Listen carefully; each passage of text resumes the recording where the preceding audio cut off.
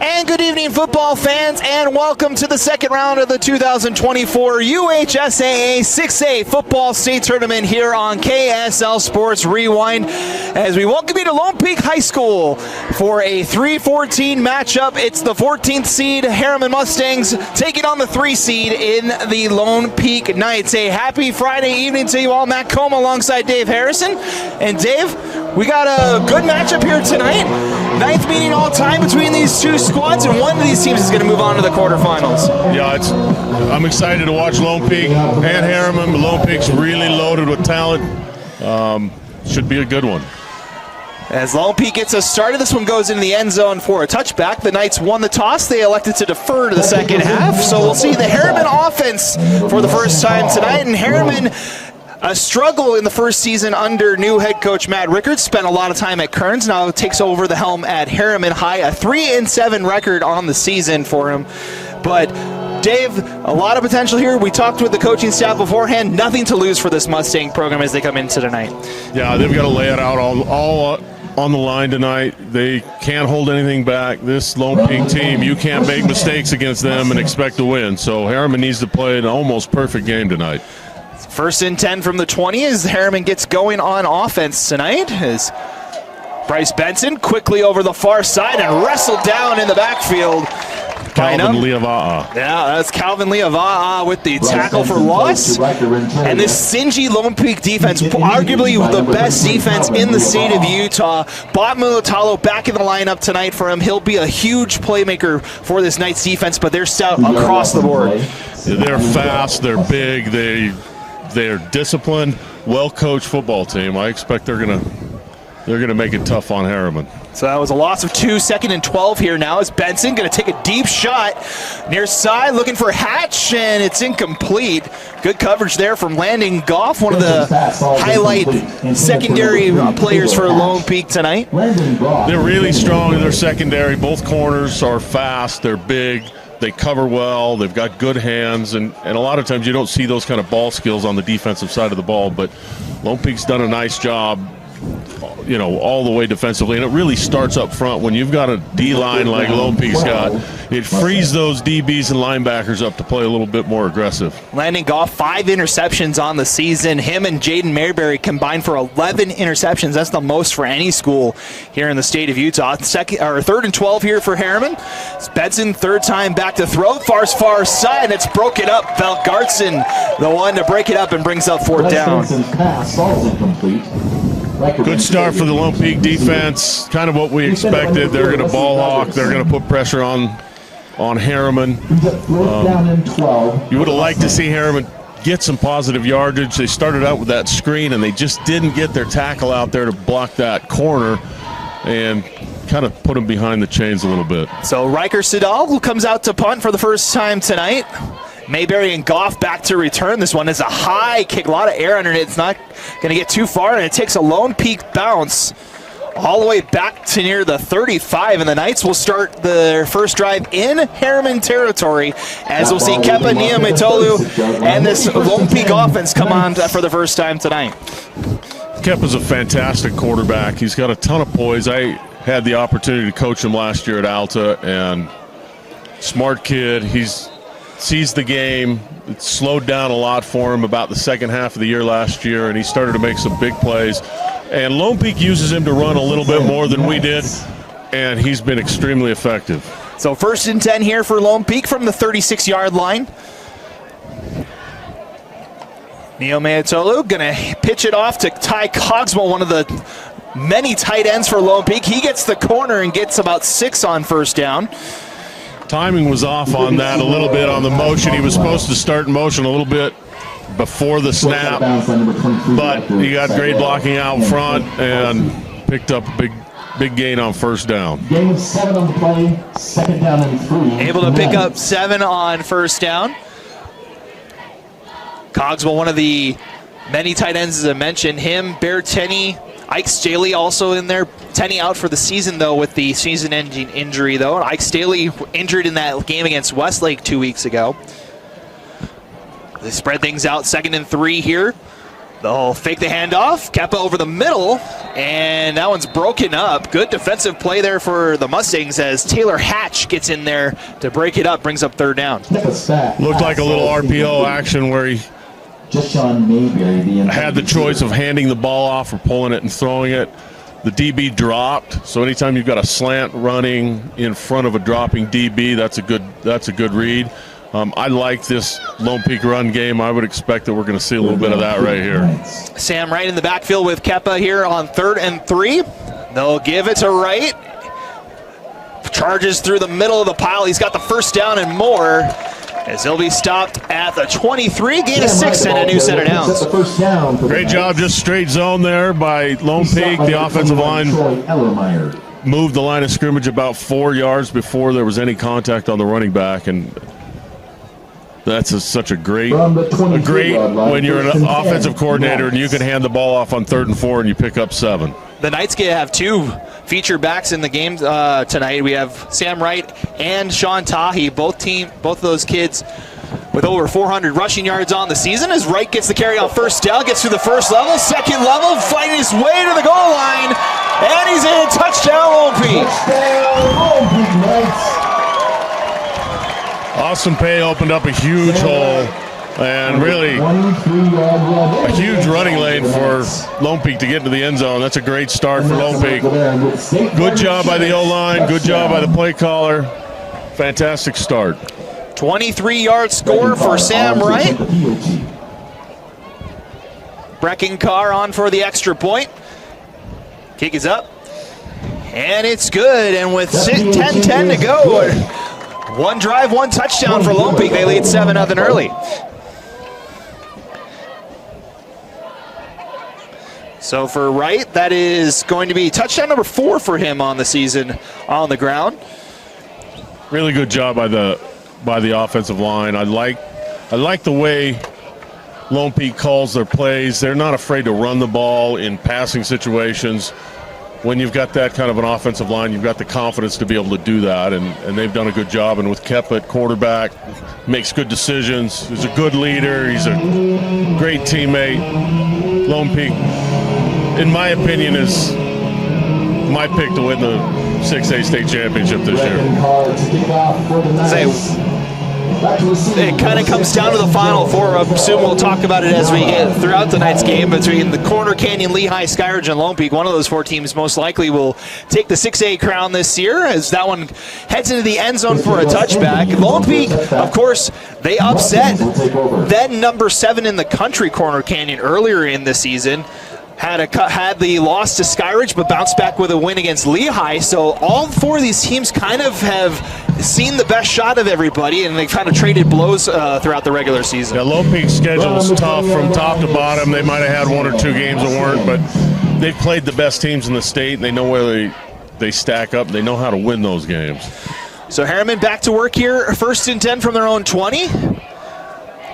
Pass far sides, connects with Riker Renteria, who's picks up about 9 on first down. Great first down play call. Lone Peak's dropping almost into a cover 4 look with their corners dropping at the snap, and they give you a 5-yard cushion. So those are those 5-yard holes in a defense that you have to be able to take as a play caller. Good job there by Herriman. Spread out 4 wideouts here on 2nd and 1.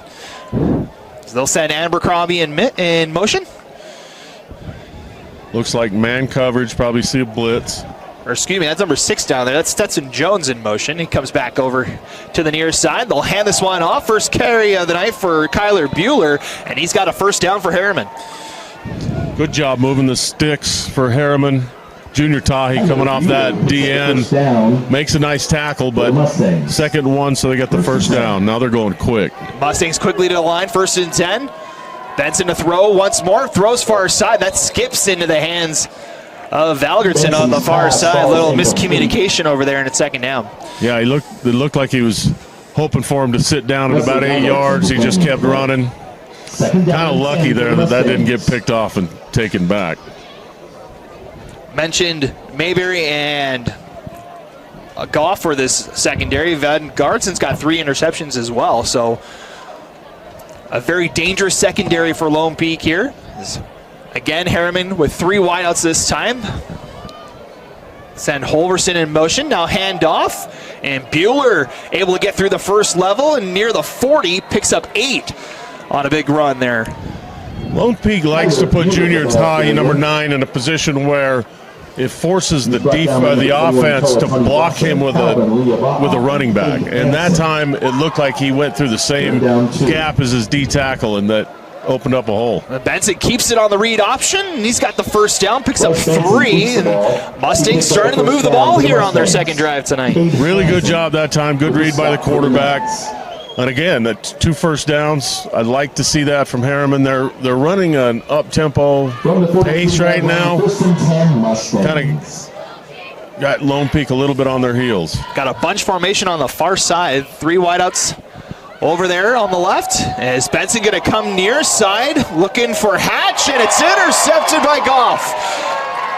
And he'll be wrestled down inside the 30, but Landon Goff gets interception number 6 on the season and gives the ball back to the Knights. Schematically, as an offensive coordinator, when you've got man coverage like that and no safety help, that's your read. He makes the right read, but sometimes personnel make up for that, and that time Goff shows why he's one of the top DBs in the state. Good job by Lone Peak defensively to stop that drive by Herriman. Lone Peak defense gets the first turnover of the night. They'll start 1st and 10 from their own 29 this time. 3 wideouts. Also put Tahi in the backfield. It's Keppa to throw on 1st down. Pressure's coming, takes a shot as he throws. He's got Cogswell out there just a little too far as Niametoa took a shot on that one. Pass falls incomplete. Just a little strong on that throw. He had a step down the sideline. Keppa's got a fantastic arm. He's got one of those effortless balls that kind of like Warren Moon used to have back in the day, that just perfect tight spiral. It doesn't look like he really has to put a lot into it, and it goes 50, 60 yards. So Keppa able to stay in there after taking that shot on 1st down. They'll go 2nd and 10 here. Fake the handoff and pitch it out to Christensen. Finds a seam and out past the 35. Pick up a 9 on that carry and brings up 3rd and short here for the Knights. Lone Peak typically out of that formation, they're running a straight zone. That time they faked the guard tackle counter to the left, gave it back on the reverse. I like the play call. I hadn't seen that yet. Give them the 10 yards, so it's a new set of downs here for Lone Peak. As they push it out to just about the 39-yard line. It'll be 1st and 10. Herriman's going back and forth between an odd front and an even front. Now they're back into an even front. Got 4 down linemen here on 1st and 10. And handoff to Tahi, who stutter steps and picks up 11 for another 1st down. 72.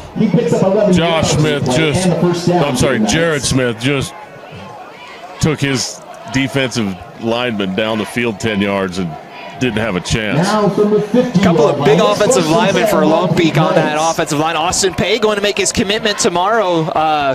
The offensive lineman for the Knights, choosing between BYU, Oregon, and Oklahoma. Him along with Jared Smith. Pay a 6'7" senior. Jared Smith, a 6'4" senior on that offensive line. 1st and 10 at midfield. Keppa fakes the handoff, and that one's in and out of the hands of Cogswell. Looked like Cogswell left his feet as a receiver when he maybe didn't need to. And timing was a little bit off there. Looked like there was a little bit of a pump fake. Maybe Keppa didn't have a hold of the ball, but brings up 2nd and 10. Had one of the linemen lose his helmet on that play. That was number 56, Sione Moiaki, that has to come off for a play. Be 2nd and 10 from midfield here for the Knights. Drive number 2 on the night. So far, this is their 3rd 2nd and 10, and they've run it the other 2 times. We'll see if they run the ball again here. Got Tahi in the backfield for this 2nd down. 4 wideouts in the formation. They'll hand it off to Tahi. Takes it outside on the right, and it gets maybe 5 on that one before the Mustangs able to get some pressure on it. believe that's number 11. That would be He's stopped by number 0. maybe number 1, Braxton Hatch, actually, the one with the tackler. The free safety, one of the top tacklers in the state of Utah. Dave comes into tonight leading the team as a free safety with 80 tackles on the year. Wow, that's a lot of tackles for a free safety. You'd rather see a linebacker with that number. Talk with Coach Rickard, said he often comes in from that safety spot. As the Knights have 3rd and 6 here. Niame Tolu, play action pass, fires over the middle, Saley in and out of the hands and incomplete. Good coverage from the Mustangs. That was number 2, Drayton Stilson with the pass breakup, and it's 4th down. 3 vertical routes, and then the far side ran a 10-yard out. The 10-yard out was wide open on 3rd and 7. Typically, you're telling your quarterback, take that first down yardage, get what's there. Kempa had an open receiver just a little bit high, a little bit tall on the throw, and Herriman gets a stop. So out comes Goff to kick this one away. And bounce ball, is able to get it off. Braxton Hatch will field it at his own 11. Looking to get the corner on the near side, and he breaks it out to the 25, a pick up a 14 on the return.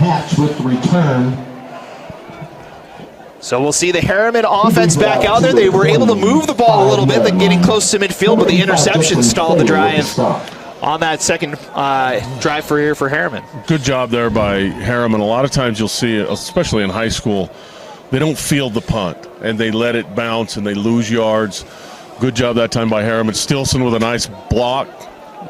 Added another 10 yards onto the end of that run. So we'll see if Herriman can maintain a little bit of momentum offensively. They'll have 3 wideouts this time on 1st and 10 from the 26. Send a man in motion. And they'll hand this one off. Getting through the first line is Bueller. And he picks up 9 on that first down. Getting a couple of good carries here for Herriman early on. 3 down linemen that time for Lone Peak, and the 2 DNs were what we call a wide 9, where they're outside of the tackle, ways outside of the tackle, and linebackers got caught up a little bit in the wash, and a good pickup of 9. Trips to the left here, 2nd and 1. Knights rush 4, right over the middle. Good pass from Benson, and out to the 45 goes number 13. That's Riker Renteria, second catch tonight, and it's a first down for Herriman. Really good job there. Got the ball out on time. That's a key, especially against a defense like this that brings a lot of heat. They've got a lot of pass rushers. You've got to get the ball out on time, find the holes in the zone, and they did a good job there. Another first down for Herriman. 5:40 and counting in our opening quarter. 1st and 10 from the 45. They'll hand off to Bueller again, gets through the first tackle and out near midfield. Herriman's found something with this Number 5, Kyler Bueller, the ball. Downhill running game. They've done a good job of taking what's there. Again, Lone Peak with the wide 9 techniques by the DNs. And the linebackers just getting lost a little bit in that down block by the guard. After the 4-yard gain, 2nd down 6, Mustangs. 2nd and 6 now for Herriman from the 49. They'll send Jones in motion, and that causes a flag. A little bit of a flinch by the left guard for Herriman. That's one of those things we talked about. Herriman cannot afford to make mistakes like that. And even though it's just a 5-yard penalty, it eliminates that 5-yard run they had on first down, and now puts them behind the chains. Be 2nd and 11 after the false start penalty. Yeah, you don't want to be in a must-throw situation against this Lone Peak defensive front. They'll bring pressure. They'll get home from Mulatalo on this side. Tahi, Liava, they're a good pass rushing team. 3 down linemen for the Knights here. 2nd and 11 for the Mustangs, and a fumbled snap. Racing back is Benson, who falls on it back at his own 33-yard line.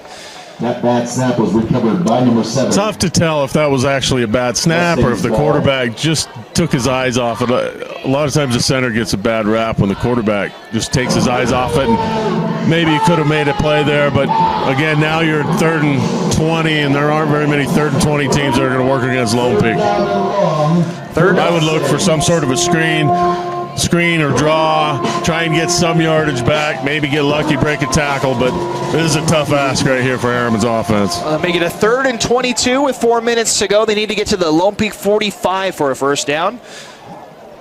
4 wideouts here, and a timeout will be called by the Mustangs. So we'll take the timeout as well. 3:53 to go in our opening quarter. Herriman facing 3rd and long when we come back here on KSL Sports Rewind. At Skin Science Institute, we offer top-tier educational experience in aesthetics, including the finest facility, the most comprehensive curriculum, and a team of highly experienced professionals. We take pride in our fun and exciting culture to give our students a positive learning environment while training on the best machinery the industry has to offer. We ensure our graduates not only receive the best education, but also step into their careers with confidence thanks to our robust job placement support. Start your journey as an esthetician today. Our monthly start dates and financial aid opportunities make it easy to jump in. Visit our website at www.skinscienceinstitute.com to schedule a tour and enroll now. Welcome back to Lone Peak High School. 3:53 to go here in our opening quarter. We'll remind you that Lone Peak football is brought to you by the Skin Science Institute. Start your journey as an esthetician today. Visit skinscienceinstitute.com to schedule a tour and enroll now. That's Skin Science Institute, presenting sponsor of Lone Peak football here on KSL Sports Rewind. It's 3rd and very long here for Herriman as they'll send 4 wideouts into the formation here. Knights show pressure, 5 at the line. They'll back out of it as Benson takes the snap. Pressure comes up the middle, able to roll out. Still looking for options now, going to take it himself. Gets a good gain on that one, but only about to the 42-yard line. That'll bring up a 4th down. You know, Benson did a really nice job of avoiding that sack in the backfield, the pressure. Once he got outside of the pocket, though, there wasn't a lot of scramble drill from the receivers. They all kind of just stayed in their spot. One should come back towards the quarterback, and one needs to go to the hole in the middle, and one needs to go to the end zone. He was looking for that. Still not a bad pickup on 3rd and 20. So Riker Sidal on the kick. This one a much better kick because that's going to go all the way back to Goff. Fields it at his own 14. And Goff stood up by the Herriman defense at about the 22. And that would be number 31 for the Mustangs. That is Braxton Ostergaard with the tackle, and that'll bring this Lone Peak offense out. No problem moving the football on the first drive, but had a little bit of problem on that second opportunity. Yeah, Herriman's really stepping up, playing pretty good defensively. I would expect you'll probably see a little bit more downhill run from Lone Peak. They've put the ball up deep a few times. Kind of probably get back to the bread and butter right here. They'll hand this one off to Wright on first down, and fights his way out to the 30. Picks up about 6 on first down. New Maui, another kid we coached at Alta, makes a nice play there for Herriman. We've seen transfers aplenty all over the state of Utah this season. Kappa, of course, a Alta transfer as well. And Calvin Leava'a, number 33, the inside linebacker. Another really good player we had at Alta. Glad to see him having so much success. They really love it here at Lone Peak. They're the welcoming, good folks here, good administration. They really like it. 2nd and 4 here for Lone Peak as they'll fake the handoff to Wright, then dumps over the middle. It's got Staley for the first down and more out past midfield, and a big gain for the Knights as they enter Herriman territory. I love the tunnel screen. They did a nice job there. Kepa looked it off. He looked outside, then came back inside, moved that outside linebacker out of that hole, and Staley was there to pick it up. Good catch good run after the catch by Staley. That's a pick up of 24 on that one for Staley. So Lone Peak in Herriman territory. Every time they've run that inside zone straight downhill, they've picked up 6-7 yards. Coming up on 2 minutes to go here in our first quarters. They'll hand this one off to Wright, and it's going nowhere as getting in the backfield is number 49 for the Mustangs. That is Bo Traver with the tackle for loss. Really good job this time by Herriman. They ran a split zone, trying to get a little wider. They were able to to flow with that and pursue, and he made a nice play. Right, he went right off the tackle's backside, filled his gap really well. Give him the forward progress, so it's only a loss of 1 on that one. 2nd and 11 here for the Knights. Second trip into Herriman territory tonight. They've got 2 different looks out of their pistol. One where he's 7 yards deep, one where the back is 10 yards deep. This one fakes the handoff. Niumatolu looking for a deep shot. Out there and making the catch is Aaron Park, and he's got the touchdown. There is a flag back at the 47-yard line. So we'll see if the touchdown stands or not. Really nice throw there by Kappa. I was confused. I thought he was going to 11, but 11 broke it off on a little dig route at about 20 yards, and holding on the offense. It's coming back. So that'll 10 yards from the previous spot. Replay 2nd down. And the holding call will back up the Knights and take out the great touchdown pass. Instead, it'll be a loss of 10 on the penalty and brings up 2nd and long here for Lone Peak. Kerry Woodbury, the white hat, one of the best officials in the state of Utah. Typically, you'll see him at least the semifinals, if not the finals, up at the U. So good officiating crew here tonight at Lone Peak. So 2nd and 21 now here for Lone Peak. They're going to go 5 wideouts this time. Herriman was 6 at the line. And they'll rush 4. Actually rush 3 on the screen pass here. And Cogswell gets tripped up in the backfield. Down to the 39-yard line. Luke Abercrombie down there to help make the tackle for Herriman. Yeah, Abercrombie did a really nice job that time. He stayed with his guy. Read that. The first time they ran that tunnel screen, he had a back that flared out, and he looked at that back, and it pulled that linebacker out. That time they were in an empty set, so he didn't have that look off like he did that first time around. So 3rd and 20. 3rd and 22 as we come down to the final minute of our opening quarter. Need to get to the Herriman 37 for a first down as Keppa looks to throw. Dumps it down. Wright's got some room in front of him. And he'll be wrestled down at the 43-yard line, about 6 yards shy of the first down, and maybe a decision here for Lone Peak. Yeah, I thought they would go for it. I thought they would go for it, but they're sending out the punt team, and Herriman's holding their own. They got through the first quarter. They're only down 7. They've had a few first downs, but the big thing is they've stopped Lone Peak now on 3 straight dives. So that will be the final play of our first quarter, as we've got 12 minutes in the books, and maybe a discussion here real quick before. Nope, we're okay. 12 minutes done here at Lone Peak High School. The Knights with a 7-0 lead. It's the 2nd round of the 6A playoffs here on KSL Sports Rewind. We'll be right back in just a minute. Welcome back, getting ready to start our second quarter here between Lone Peak and Herriman. Spot in the quarterfinals on the line here. Matt Comum, Dave Harrison with you tonight, and Lone Peak's going for it on 4th down, Dave. Yeah, they like to run the kind of a veer look with the quarterback where he fakes the sweep, pulls it, follows his pulling guard. We'll see if we get that look this time. 4th and 6. Niumatolu going to throw. Looks near side. It's caught by Jashawn Mayberry.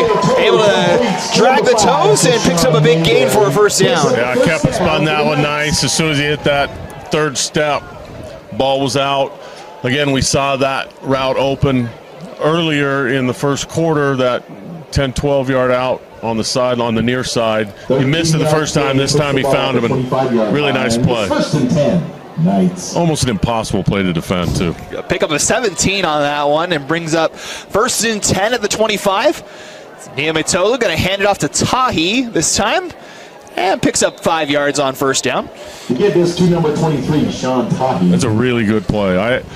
Again, with an offensive line like Lone Peak's got, it's nice to have that weapon in your arsenal just to be able to hand it off, pick up 5 yards on first down, because then it opens everything up. And especially you get down here about to the 20, you're going to start to see the defense a little bit more aggressive up front, and you get some man coverage on the outside. Tahi, just a sophomore for this Lone Peak team, comes into tonight. 489 yards in the regular season with 7 touchdowns on the ground. He's in the backfield here for 2nd and 5. Fake handoff, lob for the end zone, too far. Intended for Cogswell over there, and it brings up 3rd down. Kepper reacted like he thought maybe he was going to run a go route. He ran more of a bang post, threw it over his head. Still, you got 3rd and 5 with this run game.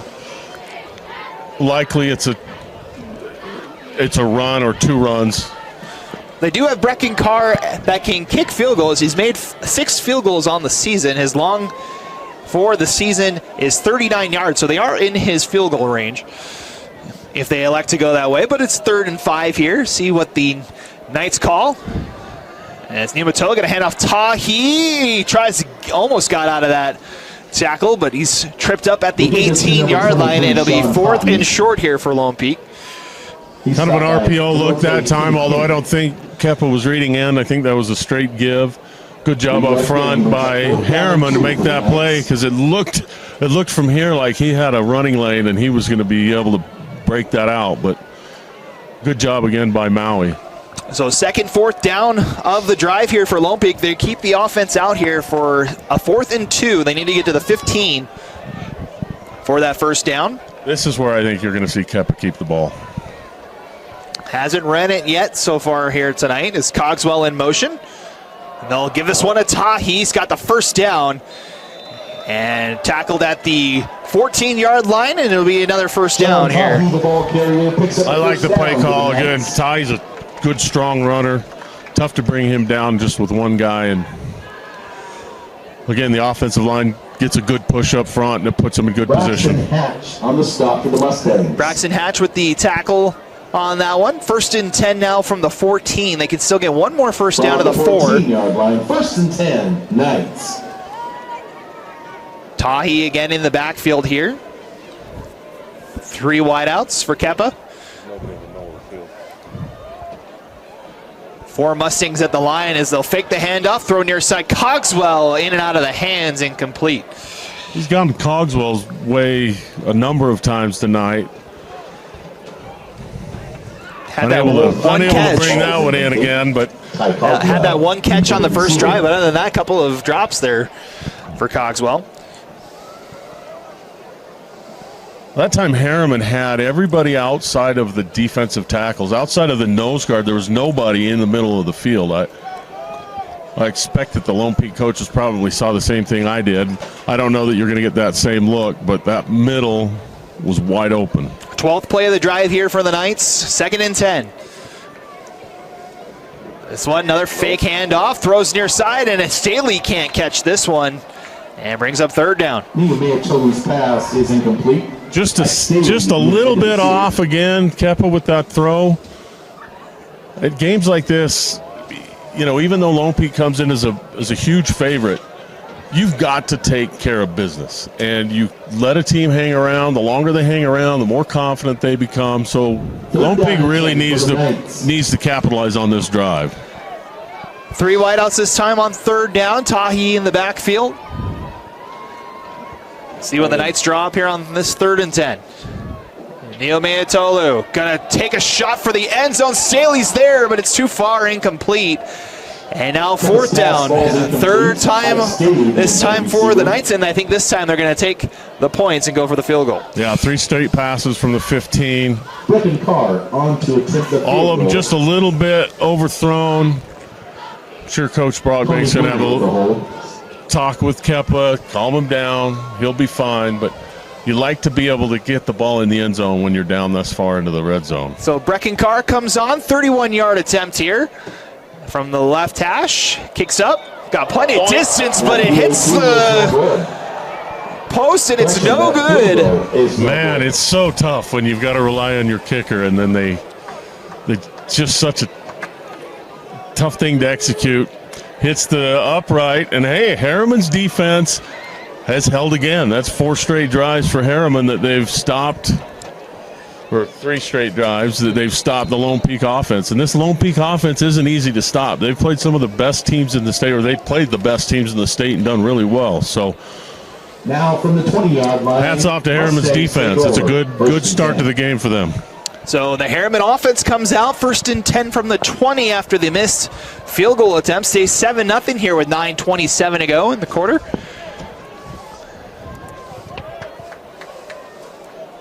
See what Benson and the offense can pull up is that is number 12 for the Mustangs. It's Yamatai with the first carry of the night for him. That's a good hard run. He hit the hole hard. He had his shoulders low.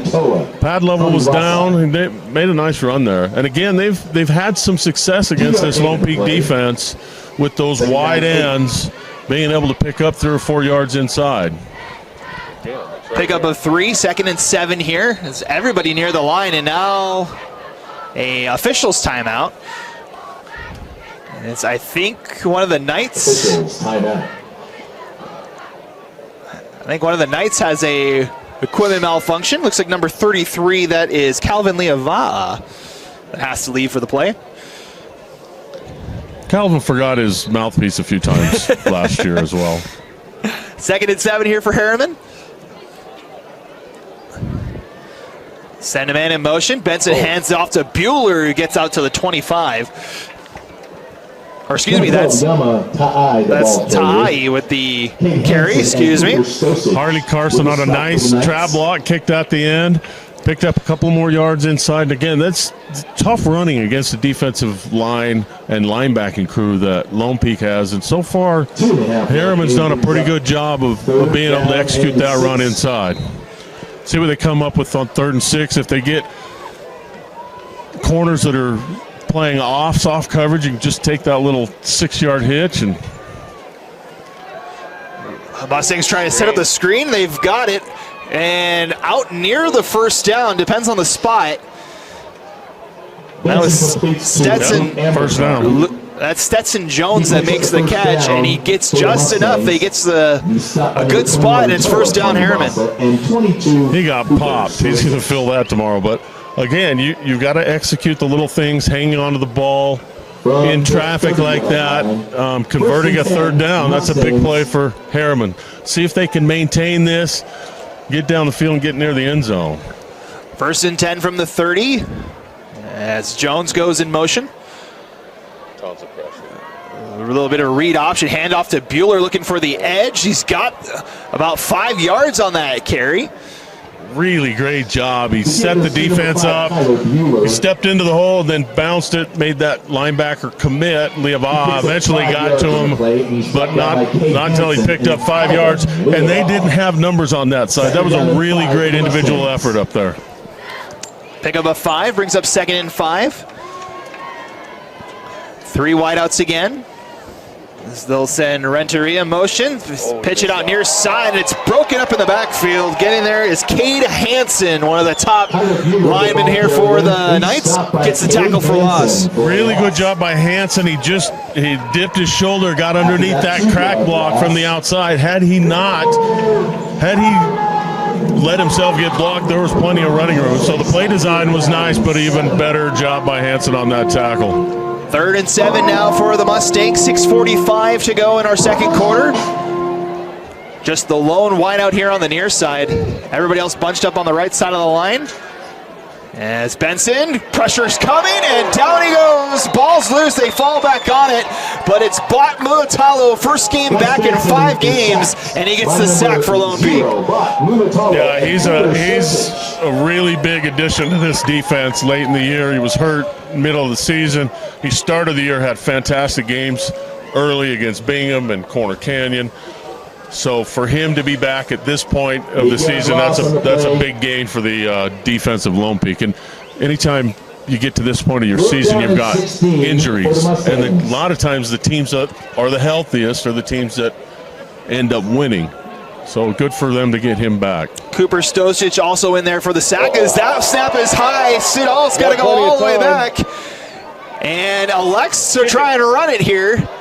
Stays on his feet, the rest of the team in pursuit, and it's down to the 20, almost a near disaster, but it is the 2nd time tonight that Lone Peak will start in Herriman territory as the snap goes too high, and Siddall can't quite get it back for Herriman. No, that's a punter's nightmare. The ball gets snapped over your head, and then you've got to try and make something happen. I was glad to see that he picked it up and ran with it because there wasn't any pressure on him.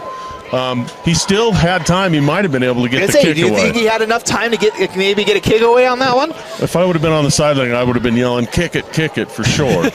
So again, Herriman's defense is in a tough spot. See if they can't make another stop. Down at the 18-yard line, 1st and 10 here for the Knights is the handoff to Wright, bounces off a tackler and gets about maybe 2 yards on that first down. Kemper Castro, the D-end on the far side for Herriman, did a fantastic job. He stood his blocker up, shed him, made a play. Kemper Castro, one of the sophomores on this Herriman team, also coming back from injury tonight. He'll make the tackle. The last couple of, the last series inside the 20, they threw the ball. That time I like the run. See if they go back to it again here. 2nd and 8, give it back to Wright. He's got a couple there. Give him about 3 more yards on that one to bring up 3rd and 5. Sam Wright, the ball carrier. They've done a really good job running straight downhill. When they run that downhill zone, they've gotten a good push. Herriman, anytime that Lone Peak's gone off tackle or outside, Herriman's done a really good job of contain there. The Knights were able to make it to the 14-yard line on the last drive before they had to go for the field goal. This time they're at the 13-yard line for 3rd and 5. Under 5 minutes to go till halftime. Neil Mayatolu, pressure's coming, able to roll out, fires near side for Mayberry. And he makes the catch inside the 10. He's right at the line to gain, and it looks like they'll give him the first down. Kemper does a really nice job of keeping his eyes downfield, and he's always been that way. He's been able to, he throws the ball on the run almost maybe better than any of the quarterbacks we've had over the years. And I like that he keeps his eyes downfield, even though he runs the ball really well.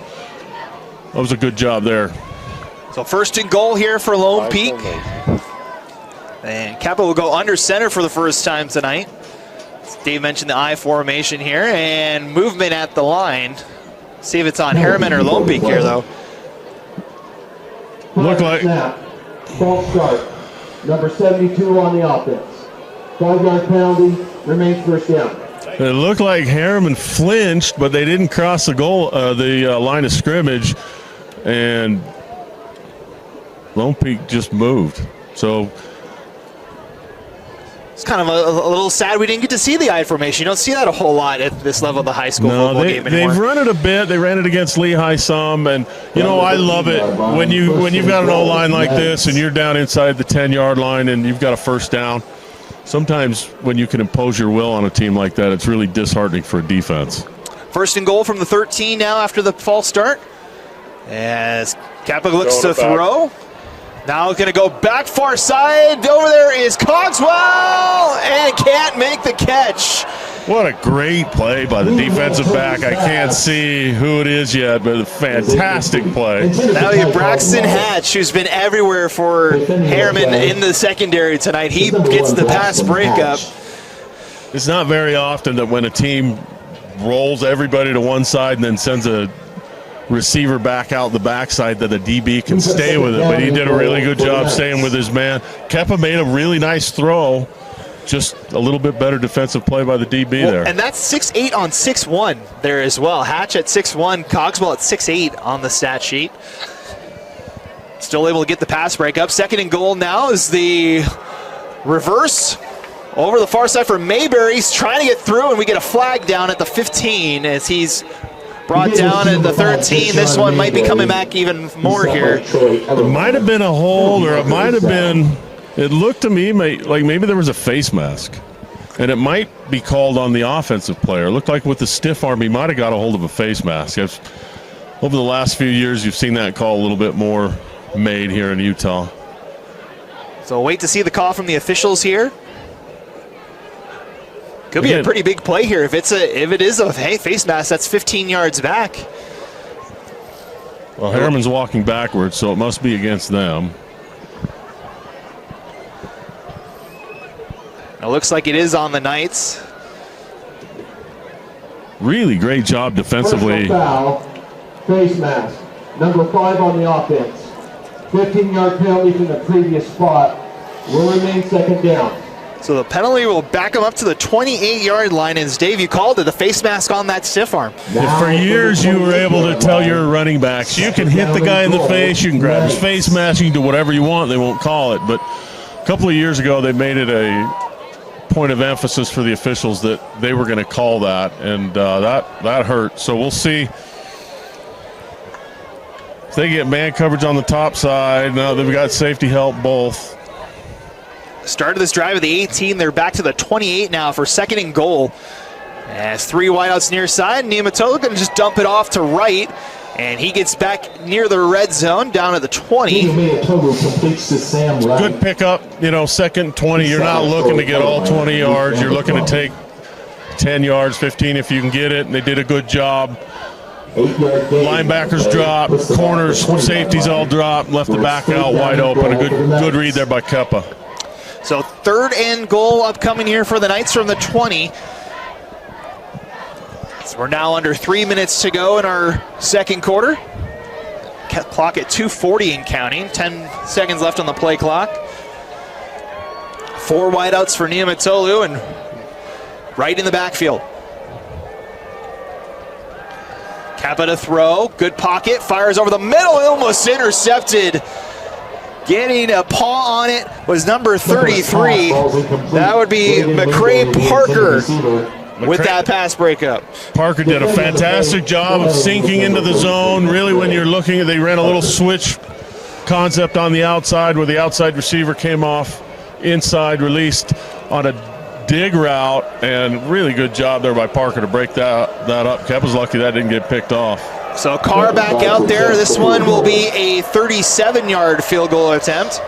Hit the upright on the last one. This one's got enough on it as well. And this one finds its way through for the field goal. Another great job by Herriman defensively. Of course, the penalty really hurt Lone Peak there, but look, they've held Lone Peak several times inside the 10-yard line and given up just 10 points. That's a win for the Herriman defense. So after starting the drive at the Herriman 18-yard line, the Knights have to settle for the field goal. Makes it 10-0 here in this second round matchup. Want to thank some more of our sponsors for Lone Peak football. It's brought to you by Burt Brothers, where auto care is done better. Also brought to you by Popular Commercial Loans. For $2 to $100 million commercial loans, call Popular Commercial Lending Group at 801-694-6281. After a drive of -1 yards. So, credit to the Herriman defense. They've been able to hold the Lone Peak offense off the score sheet for most of the night, but now it's just a time for the offense to maybe try and get something going here. Yeah, it would really be great for Herriman if they could somehow get some points on the board at the end of this half. Defensively, I'm really impressed with Herriman's front seven. They've done a good job. They haven't sent a lot of pressure. They haven't brought 6 or 7 or 5 or 6 guys. They've stayed pretty basic and just made plays. Kind of an interesting formation here for Herriman. Got 3 or 4 people back to field this one. As a line drive kick from Carr is going to make it all the way to off the glove of Jones. That one will be a touchback as that one goes into the end zone. Almost a disaster there for Herriman. Yeah, you always want to be able to field those kickoffs like that clean, and it just took kind of a bad hop right there at the end and went over his head. Fortunately, in high school, as soon as the ball crosses the goal line, it's dead, and they take it out to the 20. So the Mustangs will start at their own 20-yard line with 2:19 to go here. They do have 2 timeouts left to go here in the second quarter, and points before the half would be a big win for this Mustang program. Yeah, first play, you want to pick up yards. Somehow find 5 or 6, 7 yards, figure out which corners or DB's playing off, just take the soft spot, pick up positive yards on first down. Benson will hand this one off to Bueller on first down, and that one goes nowhere. Good pressure from the Lone Peak defense. They had overloaded the left side of the defense that time. Unfortunately for Herriman, that's where the play call went. Had he been able to break that one tackle, there was nobody there. So no gain, 2nd and 10. Andy Stice and Leava'a with the tackle there is Benson stays in the pocket, throws into double coverage, and it's intercepted. But there is a flag down.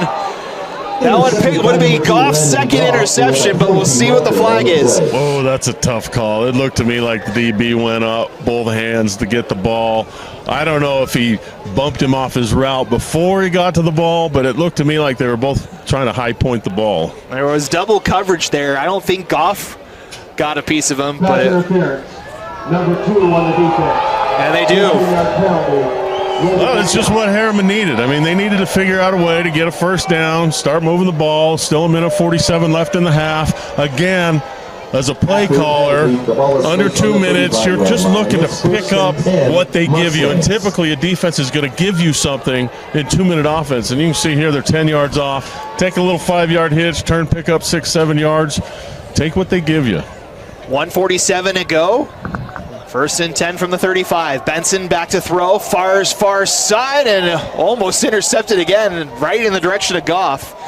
That one, yeah, there were soft spots on both sides of the field in the flat, but they didn't run any route. They ran a 12-yard out, which is about where the defense is going to play, is at about 12 yards when they're in a prevent like this. So, again, if it's me, I'm looking for a 5, 6, 7-yard hitch, find it, turn, pick up positive yardage. You don't want to go into a 3rd and 10, and you don't want to give Lone Peak the ball back. 1:41 to go. Clock stops after the incomplete pass. 2nd and 10 now. Take the 10 yards right now. 3 wideouts right side. Benson wide open is Jones, and he'll get out of bounds at the 41-yard line. You just mentioned it. Just a quick little pass play, and they get out of bounds. Yeah, take what they give you, and they always are going to give you something. You see both corners playing way off. They're in a cover 4. Flats are going to be there. And again, typically on a 3rd and 5, you're not going to give up an easy flat throw like that, but we'll see what happens. We saw it in the Commanders-Bears game last week. The end of the game, They gave up a 13-yard pass to Jane Daniels and the Commanders, and they turned it into a Hail Mary touchdown. So 3rd and 4 here for the Mustangs. Need to get to the 45. As pressure's coming, try to set up the screen, and it's incomplete.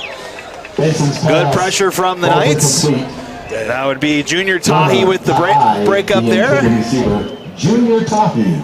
And the Mustangs will punt this one away. Really good job by Ty. He's a fantastic player. He read that screen, closed the gap, blew it up before they could get it going. So now Lone Peak's in their mind. They're really happy. They're talking, we got to march it down the field, get in the end zone. Let's get some momentum offensively. So first thing they got to do is field the punt clean. Sidal able to get this one away. Fielded over on the far side by Jaden Mayberry. And he'll be thrown down at the 34-yard line. Jaden Mayberry fields the ball. So now the Knights will get some a chance to put points on the board. 1:22 and 3 timeouts here for Niumatolu and the offense. Yeah, all day, 1:22, you should be able to move the ball down the field pretty easily in that amount of time, especially if you've got the timeouts. And again, first play of 2-minute offense, you're looking to pick up 5, 6, 7 yards. Take what they give you. Don't get greedy. They'll send 4 wideouts this time on 1st and 10 from their own 34. Tahi in the backfield. 4 rushers for the Mustangs. Kevin with all kinds of time. Fires on the middle, and again, out of the hands of Staley. And incomplete. He had him early. It was a little cop route where he fakes like he's kind of running a corner route, puts his foot in the dirt, and comes back inside. He was wide open on the break, and Kepa saw him, but he just didn't pull the trigger. 2nd and 10 now. Again, 4 wideouts. Plenty of room on this weak side for this slot receiver. Again, Mustangs rush 4. As Niumatolu going to go down the middle. Too far for Tahi. And incomplete. Great concept against the cover 2. You get the safeties that split. You do a little bend route in the middle to split those safeties. Pretty good ball, just a little bit overthrown. So it brings up 3rd down here for the Knights as The throws just haven't really been there for Keppa tonight, just a little bit off. Did not play in that Westlake game. Do you think that might be a factor tonight? You know, I think it might be. Sometimes you get a little rusty. It's 2 weeks off. Playoffs are different. I mean, there's a different pressure regardless of your opponent because every possession matters. 3rd and 10 now. Mustangs trying to get some pressure as Niamatoa now scrambles out of the pocket, looking near side and dumps it off too far for Mayberry, but 3 straight passes, 3 straight incompletions for the Knights, and they'll punt the ball away. Yeah, and all three plays, they had deep pass concepts going. Well, the first one was a drop, I guess, on the slant, but in punt formation. Again, in 2-minute offense, you don't need big plays. You just need positive plays. So Herriman will get the ball back under a minute. We'll see what they decide to do. The Mustangs don't have anybody back to field this punt. They got too many men now on the field, and the flag will fly. As there was a lot of miscommunication on the Herriman sideline there. That flag actually helps Herriman, even though it's against Herriman, unless it's a 10-yard penalty to give Lone Peak a first down. It still helps because they had nobody back to receive it, and that was a really good punt. It stopped about the 10-yard line. So they brought 3 on and then didn't bring anybody off on that one. So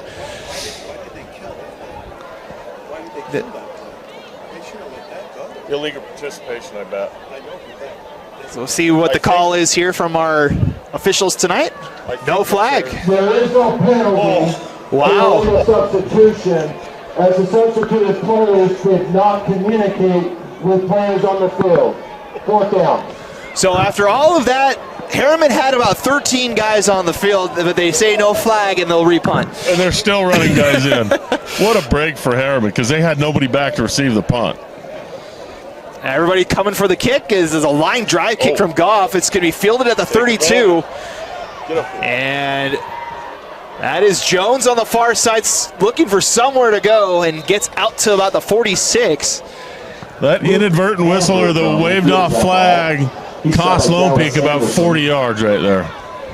At least 35. So break right there for Herriman. Plenty of time still, 43 seconds. And again, you're looking for the soft spot in the zone. Typically your flats are going to be there. Get the ball, take what you can get out of bounds. So the Mustangs will start at their own 46. As Dave mentioned, only 43 seconds to go to halftime, but 2 timeouts. Would imagine they need at least about 30 yards to get into field goal range. Send a wide out here to the near side. Benson, pressure up the middle, rolls out of it, fires, and not caught on that far side. Looking for Braxton. Bryce Benson's pass falls incomplete. I believe that's Hatch. Taylor Hatch was the intended receiver over there. You know, the flats there, they've got Leova's flying to the flat from his outside linebacker position, but, you know, you're in the shotgun, get the snap, take a step, throw the ball, you've got a guy open. 3 wideouts to the near, 1 to the far, 2nd and 10. 36 seconds to go. Quick pass near side, corralled by Renteria. It's out to midfield and spun out of bounds, but they say the forward progress, so the clock runs, and they'll call the timeout. He's stopped by Toa. All right, they got some positive yards. 3rd and manageable. You can still pick up 5-6 yards pretty easily. Typically against this kind of a prevent defense, there's going to be a hole there. You just have to find it, get the ball out on time. So timeout Herriman. We'll keep it here with 26.3 seconds to go. It's going to be 3rd and about 6 here for Herriman. The short throws have been there for Herriman tonight. They've been kind of going for the deep shot, which kind of burned them in the first couple of drives here. But is there a certain way you would like to see the Herriman go with these final couple of plays here at the half? Yeah, something quick. You know, if you go deep into the secondary of Lone Peak, you're playing kind of into their strength. They're really good at rushing the passer. They're really good at the back end of their defense. You need to find those little voids, and typically you're going to find that on the short side, flat. sometimes in the seam, a little sit-down route in the seam. There's almost always a hole there. So that's what I'm looking for. We'll see if they can get that ball out on time and avoid the rush and stay away from those tough DBs of Lone Peak's. Ball spotted at midfield. They need to get to the 44 for the first down. 3rd and 6 here for Herriman. 6-yard curl right here. 4 wideouts this time as Jones goes in motion. Benson back to throw. Again, sets up the screen to Renteria, and it's blown up in the backfield as Tahi comes up with a tackle. And another timeout potentially called here. At least clock is stopped. Again, really good pursuit that time by the defensive line and linebackers of Lone Peak. Anytime you've got 3rd and short, you like to throw the ball, get downfield a little bit.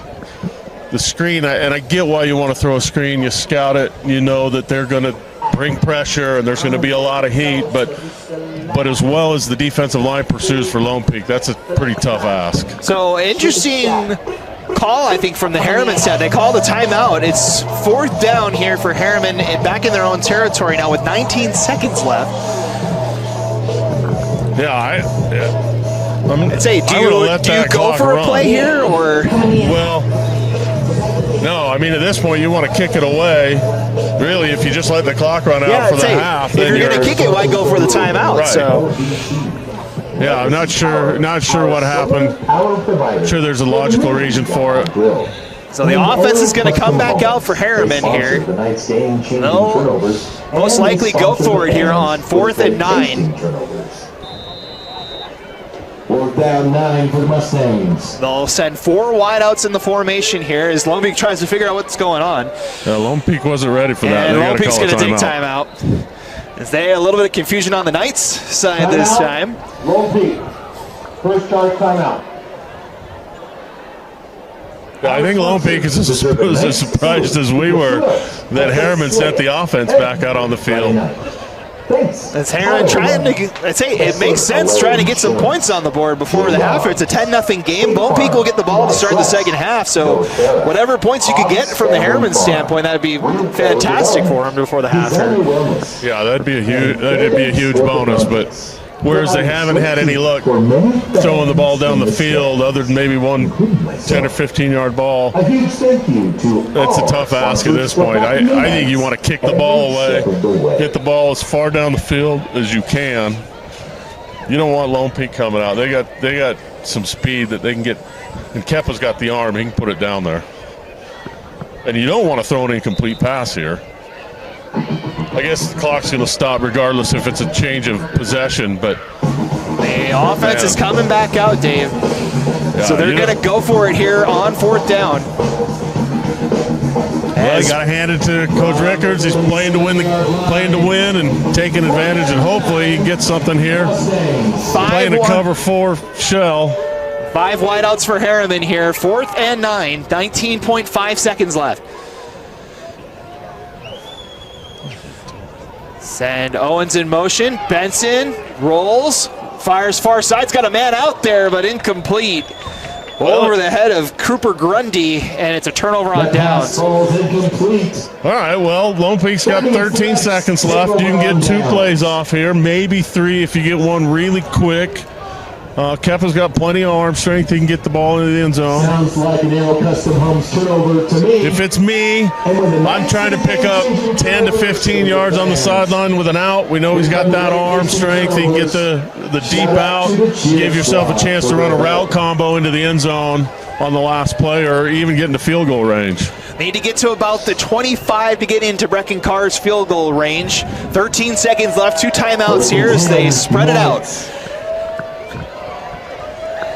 Niamatolo alone in the backfield, 5 wideouts. Quick pass over the middle's got Jashawn Mayberry out to the 30. And tackled with 7 seconds left and timeout Lone Peak. Really great job there by Kepa, taking what they gave him. They played the sidelines. They weren't giving up the deep out. There was a huge void in the middle of the field. He found his guy. you still might you don't really have time to get into the end zone and then try and kick a field goal. So they've got to decide if they want to try and pick up another 5 or 10 and give your kicker a little better chance to get the field goal, or if you're going to take a shot into the end zone. It would be a season high from here for Wreck-It Carr. If they do elect to go for the field goal here, it'd be about a 47-yard field goal if they elect to go that route. You know, if you coach your kids up and tell them, look, as soon as you catch the ball in that void like he just had it, get down. They do have the one timeout. Yeah, you've got the timeout, and the first down kills the clock. So you've got some options here. You don't necessarily need to go to the sideline and get it out of bounds. But you may have time for 2 plays, but highly unlikely. So the offense goes back out here, 1st and 10 from the 30. 4 wideouts with Tahi in the backfield. 7.1 left here before halftime.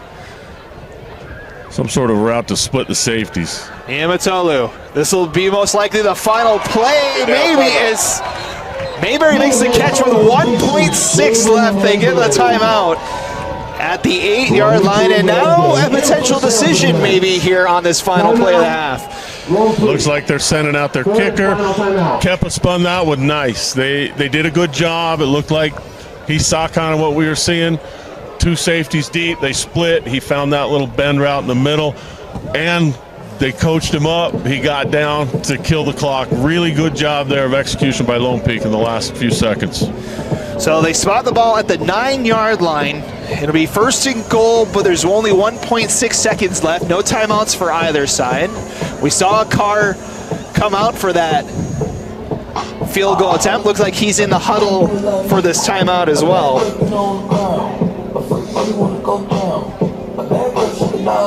A field goal would make it would be only a 2-score game. I was kind of just thinking that same thing. This may be a time you fake it. Wreck-It Carr does have a fake field goal for a touchdown. He did it in the Timpview game early in the season, so he does have that in his bag if this is the way Lone Peak wants to go. At the moment, it's a 26-yard field goal right in the middle of the field. Wreck-It Carr to attempt the field goal. He's 1 for 2 so far tonight. That one is up, and he missed it left. That field goal is no good. Herriman dodges another bullet there, and it's tough for a kicker. It's a little cold, and it is what it is, but at this level, high school kickers are not nearly as consistent as you see on TV every weekend, and so Herriman's still in the ball game. So 2 missed field goals from the Knights. Just the 1 touchdown on the opening drive. That's the only offensive touchdown we've seen between these 2 teams. Is the Knights and the Mustangs head into the locker room. It's 10-0 here at the halftime break. We'll be back with the second half in about 15 minutes or so don't go anywhere. At the half, it's the Lone Peak Knights 10 and the Herriman Mustangs 0. You're watching the 6A second round playoffs here on KSL Sports Rewind. We'll be back in just a moment. At Skin Science Institute, we offer top-tier educational experience in aesthetics, including the finest facility, the most comprehensive curriculum, and a team of highly experienced professionals. We take pride in our fun and exciting culture to give our students a positive learning environment while training on the best machinery the industry has to offer. We ensure our graduates not only receive the best education, but also step into their careers with confidence thanks to our robust job placement support. Start your journey as an esthetician today. Our monthly start dates and financial aid opportunities make it easy to jump in. Visit our website at www.skinscienceinstitute.com to schedule a tour and enroll now.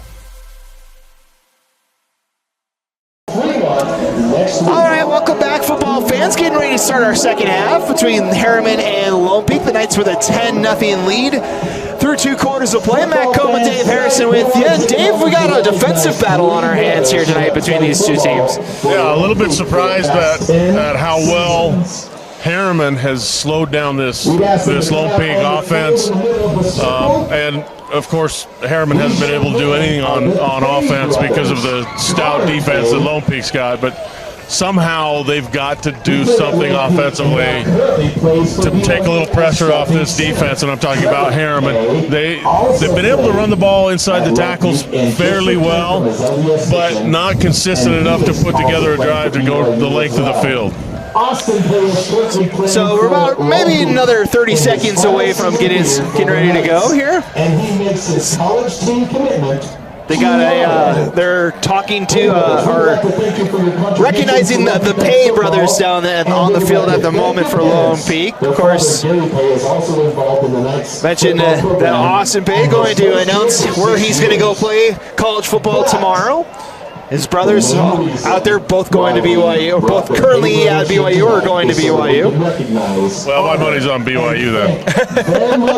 You would think, right? Yeah, you know, they've got a long history of putting big tackles in the NFL. They've got one down there now, Braden Kime, who's a little bit taller than Austin Pay is, but kind of the same body type, same build. And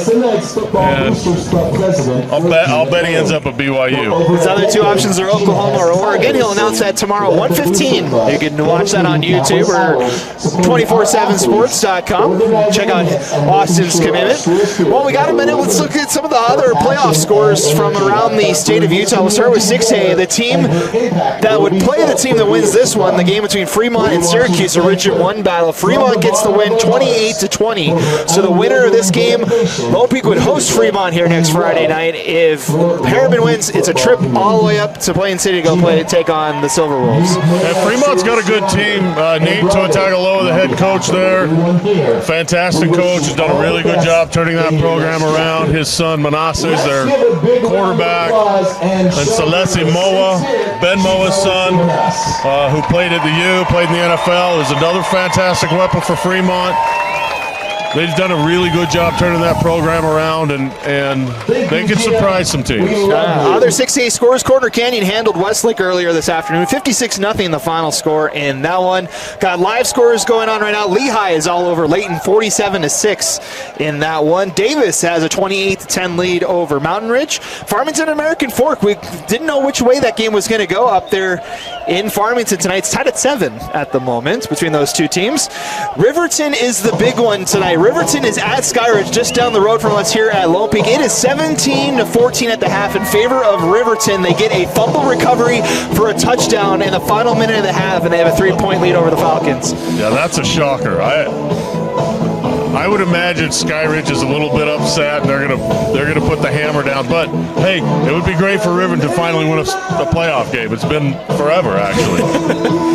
So we'll keep you posted on other scores as we go on throughout the night, but we're ready to start our third quarter here between these two schools. The Knights won the coin toss and deferred to the second half, so they will take the ball here first. They had no problem moving the football on the first drive. They got a short field of 18 yards. It took 3 plays to score a touchdown. It was Sean Wright from 23 yards out to make it 7-0, and then a field goal from Brecken Carr is the only scoring we've seen so far here tonight, as Mayberry fields that one in the end zone. Third quarter underway here, and it'll be a touchback as the Knights will start off, and we'll see Nia Matolu and this offense trying to get something going after stalling out on the red zone the last couple of drives.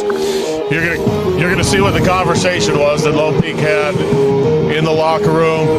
Typically after halftime, all the coaches get together, they talk about what worked, what they saw, what they need to change.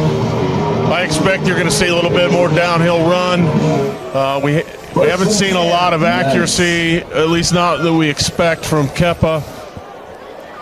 See how they start this second half. 3 wideouts with Wright in the backfield. First and 10, they'll fake the handoff. Niumato going to take a shot on first down, and it's too far for Mayberry. And incomplete. Everything's just sailed a little too much for Kepa here tonight. Kind of the story of the night. Lone Peak's had a step or two on the DBs for Herriman, but they just haven't been able to convert those long balls. And so, second and 10 again for Lone Peak. We haven't seen Kepa run the ball. He has not carried it yet tonight. He's, I think, their third leading rusher. And they've got a lot in their offense that gives him a chance to read and keep the ball and run it. And they run a really great veer play where they pull a guard up inside of the D end and Kepa follows him, but we haven't seen that yet. So now they're in their deep pistol. 334 yards and 6 touchdowns in the regular season for Niumatolu. As Tahi bounces it outside, and there he goes. No one's going to touch him as he goes 80 yards for a touchdown. That time Herriman sold out to stop that inside zone. Everybody was inside. They lost contain. He did a fantastic job. Tahi did a bounce of that. Going the distance, just what the doctor ordered. An 80-yard strike on the ground on the second play of the third quarter as the Knights extend the lead 16-0. Breckencar on for the extra point. And kick is up, and it is good. And it did not take long for the Knights to find the end zone as Tahi takes it the entire way there. 2-play drive and ends in 6 points. And he did a really great job of bouncing that.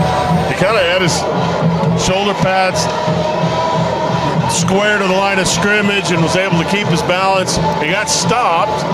Herriman did a good job of stopping that initial push, but they just lost contain. And anytime you lose contain with a running back that's got that kind of speed and that kind of balance, he's kind of a tough go. So Herriman now, they're a little bit behind the 8 ball. They've got to find a way to get some points on the board because they weren't able to really do that in the first half. We'll see if they stay patient, stay with what was successful for them in the first half, see if they can get something. That was touchdown number 8 on the season for Tahi. Leads the Knights in that stat category as this one heads into the end zone for a touchback. Reminder that Lone Peak Football on the Rewind Sports Network is brought to you by Roofer Supply, your trusted partner with 8 locations across Utah. Take it to the top with Roofer Supply. Also brought to you by Tech 9. Tech happily with Tech 9, where Utah goes for custom software development.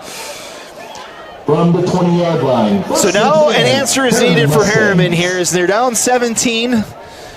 Their first drive of the third quarter. They got into Lone Peak territory on that final drive, but hasn't really had an opportunity to score here so far tonight. So they'll hand this one off to Bueller on first down, and maybe gets about 2. Tough going inside there that time. Lone Peak did a really good job. They maintained their run fits. Linebackers came up, made a nice play. Leavaha made a nice play there. Leavaha's kind of been all over the place tonight for Lone Peak. Yeah, he's such a fun player to coach. He plays with a ton of passion. He goes hard. He never takes plays off. We used to have to rein him back in a little bit of practice because, as an offensive coach, you're always yelling at the defensive guys. 2nd and 8 here for the Mustangs is the read option. This one will be kept by Benson and navigates his way through near the 28-yard line. Should bring up 3rd and short. Good read there. He kind of tried to bounce it at the end when I think if he would have just stayed north and south, he had a first down, but gets it to 3rd and short.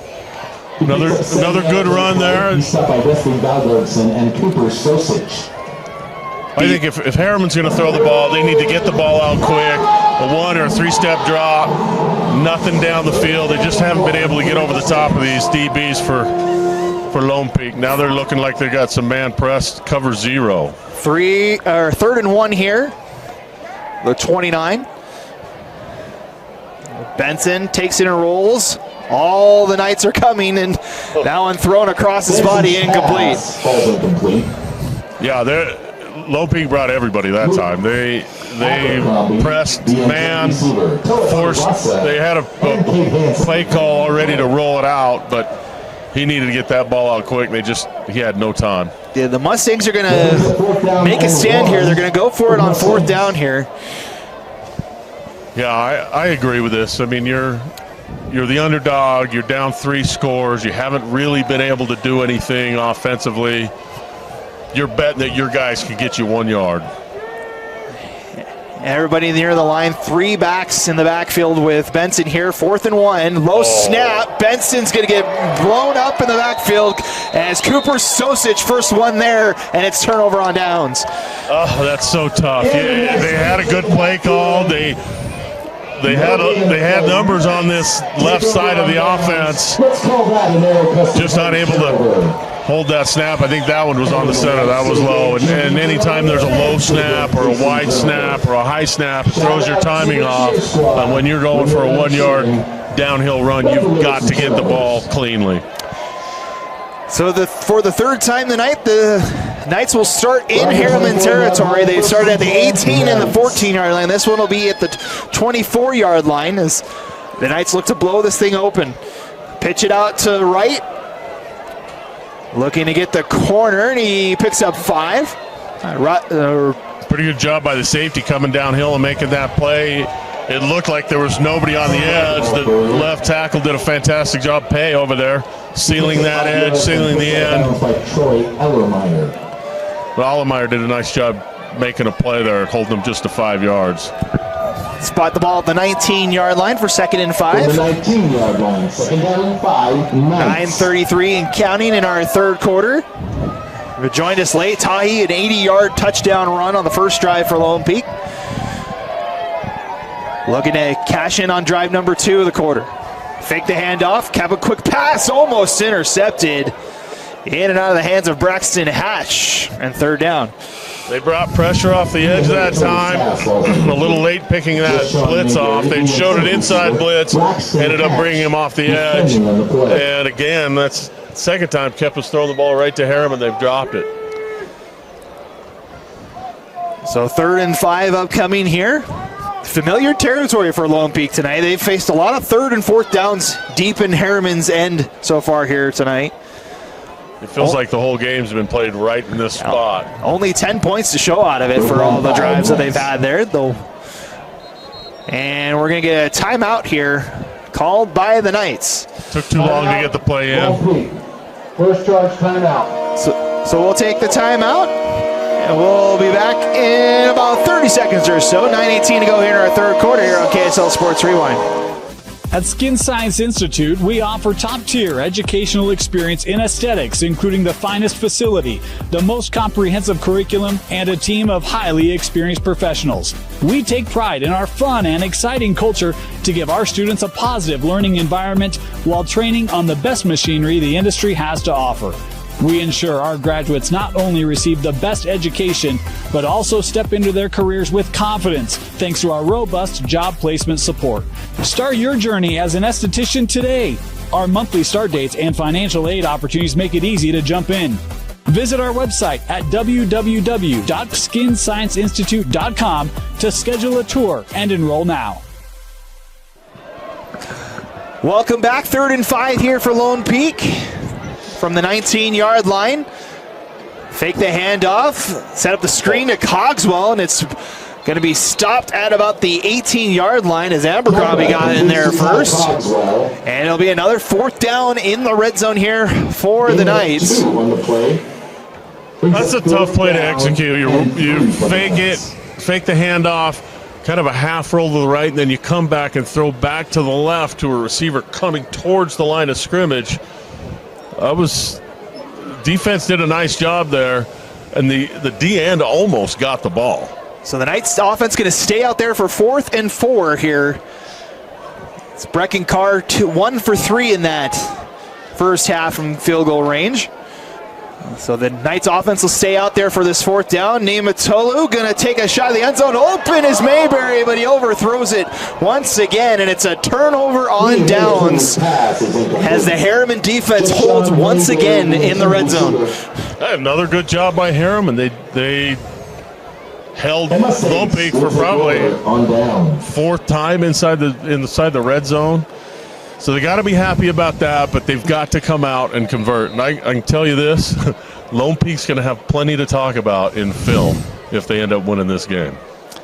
Yeah, that will be, as you mentioned, that's the 3rd time that the Herriman defense has held in the red zone tonight. So the Mustangs take over at the 18-yard line, 1st and 10. 3 wideouts to the near side. We'll send Jones in motion.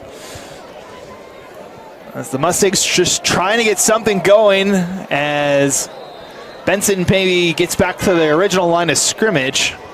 Looked like he bobbled the snap there. Leah Odds have been back there again, too. It messes up your timing so bad. You're supposed to run the mesh with the zone read. The ball's high, so then your back has to stutter and everything's off. For the Mustangs. 2nd and 18.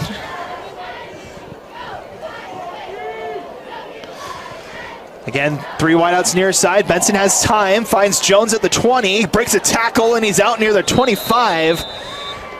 As nice little quick pass, good effort from Jones here on the near side. It'll be 3rd and short. Nice job there, getting the ball out on time. Benson, good strong arm. He throws it well when he's got time and he can step into it. He's not going to bounce like Cade Hansen. Good job making a guy miss. So again, so we saw it 3rd and 1 last drive. See if they run the ball downhill this time or if they decide to throw it again. The same situation, 3rd and 1 here for Herriman. Oh, he wasn't ready. And they'll hand it off. Bueller's going to be right at the line, and he gets enough for the first down. Wow, that ricochet, he wasn't ready for the snap. Benson wasn't ready for the snap. It bounced off his chest. He just kind of tapped it. Running back caught it, picked up first down, just like they drew it up. The snaps have been a little errant for Herriman tonight, but that one works out for him. They had the bad snap on the punt. That ended up not hurting the Mustangs as they missed the field goal on it. But 1st and 10 here for Herriman, 7:15 to go. Ball at the 29, Jones in motion. Knights rush 5. Benson open and caught. That's over on the far side. It's Isaac Owens with the catch. Or excuse me, Taylor Hatch. I really like that concept where you run an outside slant. The number 2 receiver runs a bubble or a flare route to kind of hold that, to pull that linebacker out of that hole and then just hit the slant right in front of the corner. That's a good throw there. Herriman's got a little something going now. Let's see if they can keep the snaps clean. Keep picking up positive yards. Gain of 13. That's the longest play from scrimmage tonight for Herriman. As they're out to the 42. Benson, option, pitches it out, and a ball came out. They see if they say it was out before he hit the ground or not. That was Ty on the... That was just a sweep with a crack block from the outside receiver onto the outside linebacker. Leava'a for Lone Peak got cracked, somehow got back up and just about recovered the fumble. Gain of 2 on the option play, 2nd and 8. Gonna try it again. Now the pitch inside, and here comes Jones with some speed into Lone Peak territory. Gets pushed out of bounds at the end of it. Takes out one of the people here on the sideline. Jones with a nice job there. Jones. He picks up the first down. Kind of that little. You see the Chiefs run that. That little shovel pass. Gain of 23 there as the option's working for Herriman. Now Benson keeps it, and he'll slide at about the 29-yard line. The option working for Herriman here in this 3rd quarter. Yeah, third time they've run that. The first time he pitched it outside, 2nd time he pitched it inside, 3rd time he kept it. See if they've got some sort of a play auction off of that. Second and 5 from the 28. 3 wideouts near side. No safeties. Bringing heat. Everybody near the line. As they'll give it to Benson, and Stosic says no. First one there, and it's a loss of 2. Yeah, it's 2nd or 3rd time we've seen Lone Peak bring everybody up to the line of scrimmage, press man with absolutely no help from a safety. They just have that much confidence in their DBs that they can play man coverage and get to the quarterback before he's going to be able to get the ball out. 2nd, 3rd down on the drive. It's 3rd and 8. 3 wideouts to the near side. Benson looks far side and goes backwards again, tackled out of bounds. Bryce Benson with the keeper. Right at about the original line of scrimmage. And he stopped by number 34. One of the refs took a shot. Leava'a, the one that drove him out of bounds. Cal's playing a really good game. I'm happy to see him thriving as well as he is here. He's all over the field, and like I said, we used to have to kind of put a leash on him in practice because he would just blow our offense up. So another loss of 1, back-to-back losses for Herriman, and it'll bring up 4th and 9. And the offense looks like it's staying out there. For the Mustangs. Maybe a little post wheel here. Or a little switch route. Second time the Mustangs will have gone for it on 4th down this half. And we'll get a timeout called by the Mustangs. And in reality, this is a big play for Herriman. They need to keep this drive going to have a chance to win the football game. All right, we'll step aside and take the timeout as well. 4:48 to go in our 3rd quarter. Herriman facing 4th down when we come back. Welcome back. 4:48 to play here in our 3rd quarter. Lone Peak and Herriman meeting in the 2nd round of the 6A playoffs. Matt Coma, Dave Harrison with you tonight. We're getting down to crunch time here in the season. We'll be down to 8 teams after tonight. Yeah, and this 6A field this year is really strong. It's going to be a fun ride to the championship over the next couple of weeks, but Herriman facing 4th and 9 with the offense staying out. Need to get to the 23-yard line. Benson, pressures coming. Now throws, double coverage, tipped in, incomplete. And it's a turnover on downs as Benson just threw that one up, hoping someone was going to come up on the other end of it. Mortallo was there. He was running for his life. Benson didn't have any time to throw the ball. He actually did have a receiver open on this near side, but when you don't have time to throw the ball, it doesn't matter who's open. So for the 3rd straight drive combined between these two teams, it's another turnover on downs. 3rd time we've seen that in a row. And now Lone Peak comes back out on offense. 32-yard line is where they'll start, 1st and 10. 4:40 to go here in quarter number 3. This is their downhill zone run formation. Got one in the backfield.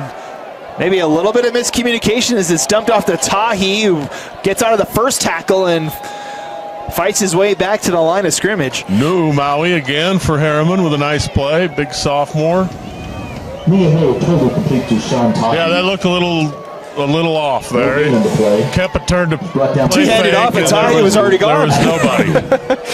He was already moving out to the right. They just haven't looked as sharp as they've looked on film in some of the other games that I've watched. Well, of course, both these teams had the bye last week for the 1st round. Most of the starters didn't play on offense against Westlake in the regular season finale for Lone Peak. So this one's handed off to Tahi. Breaks a tackle. There he goes again. Stays on his feet.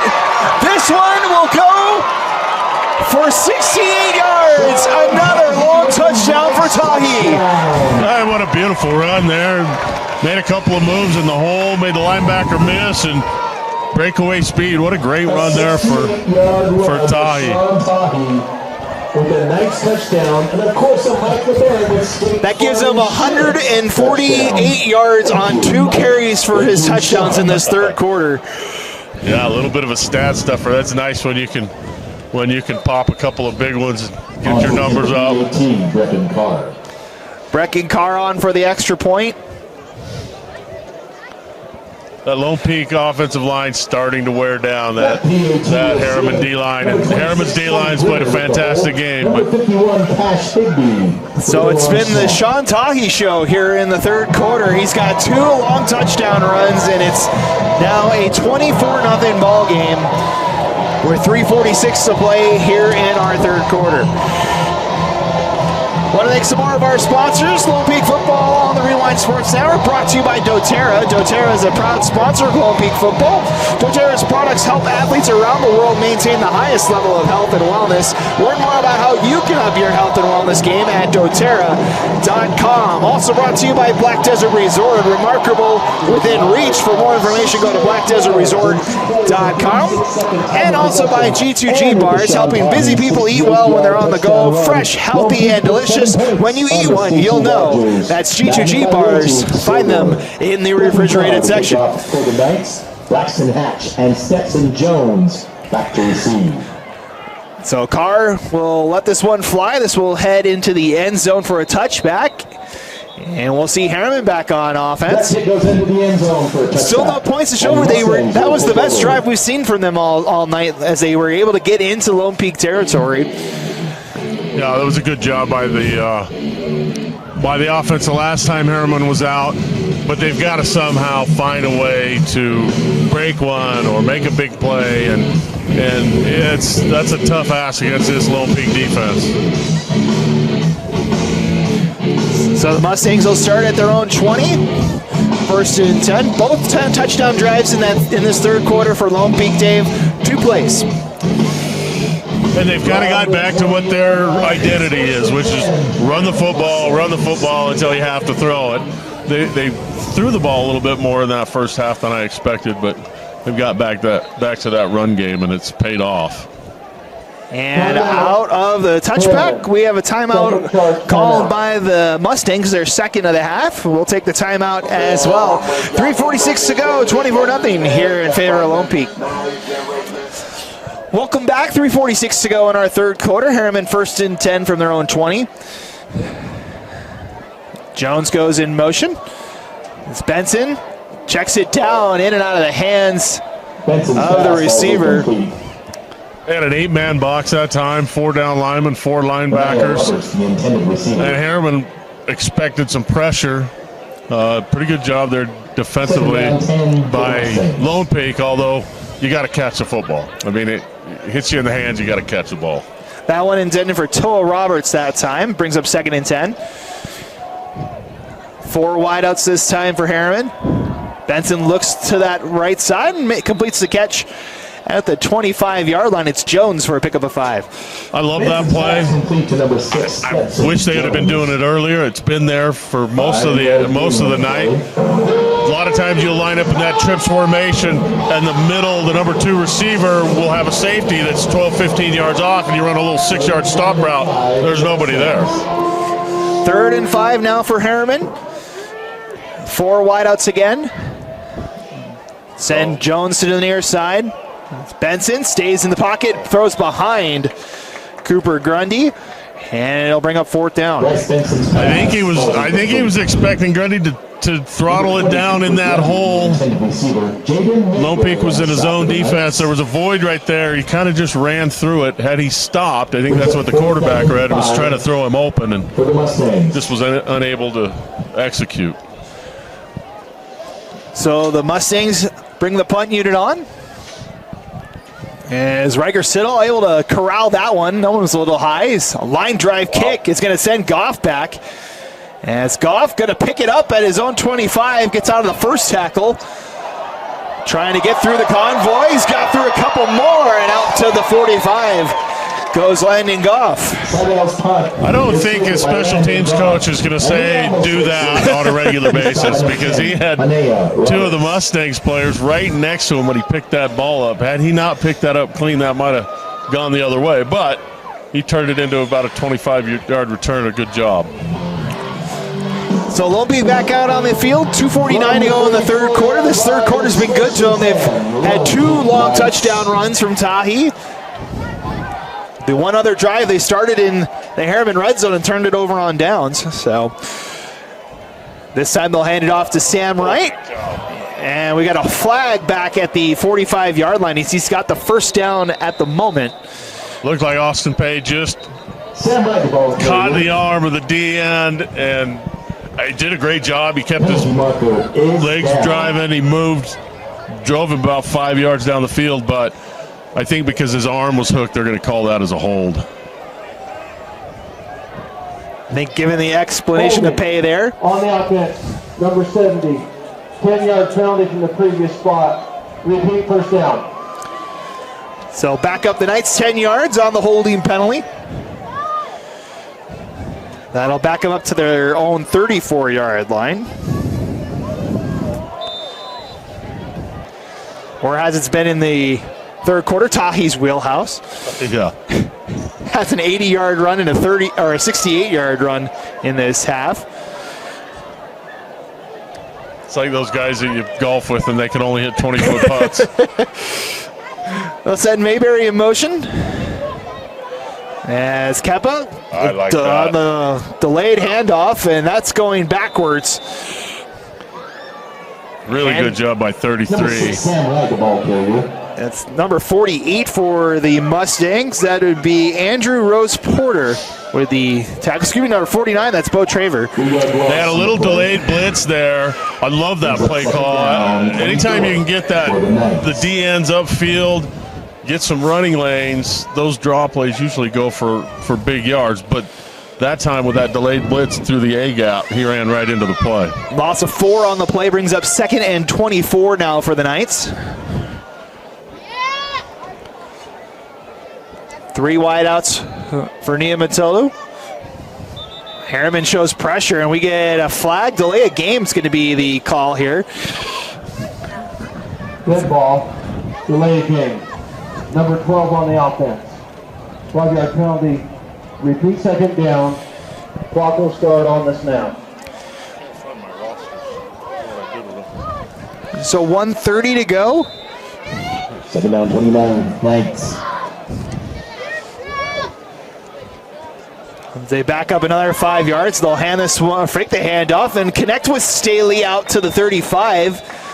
As Staley had a couple drops in that first half, able to make his first catch of the 3rd quarter.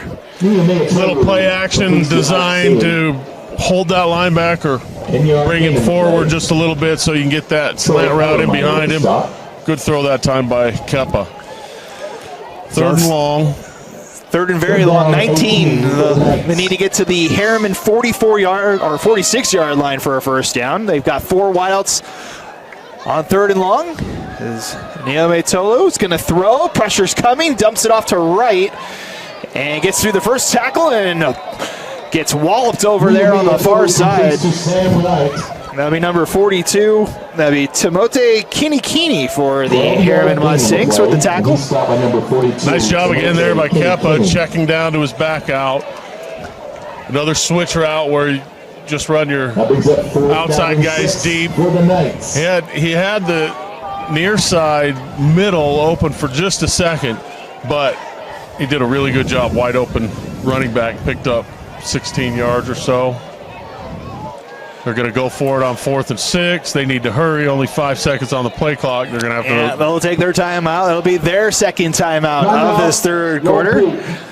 So timeout Knights will take the timeout as well. 46 seconds to go in our 3rd quarter. The Knights facing 4th down up by 24. About more of our fantastic sponsors. Welcome back. His final minute of the 3rd quarter. They're going to send the punt team out for Lone Peak here. 4th down and 6 for the Knights. As Landon Goff will kick this one away. Man, if I'm a defensive coordinator, I hate seeing a guy like Landon Goff as a punter because he could do anything from that spot. It hits Goff in the helmet. He has no idea where the ball is. And it's going to be picked up by the Knights and brought down at the 27-yard line. As the Mustangs get a big special teams play, they'll start in Lone Peak territory.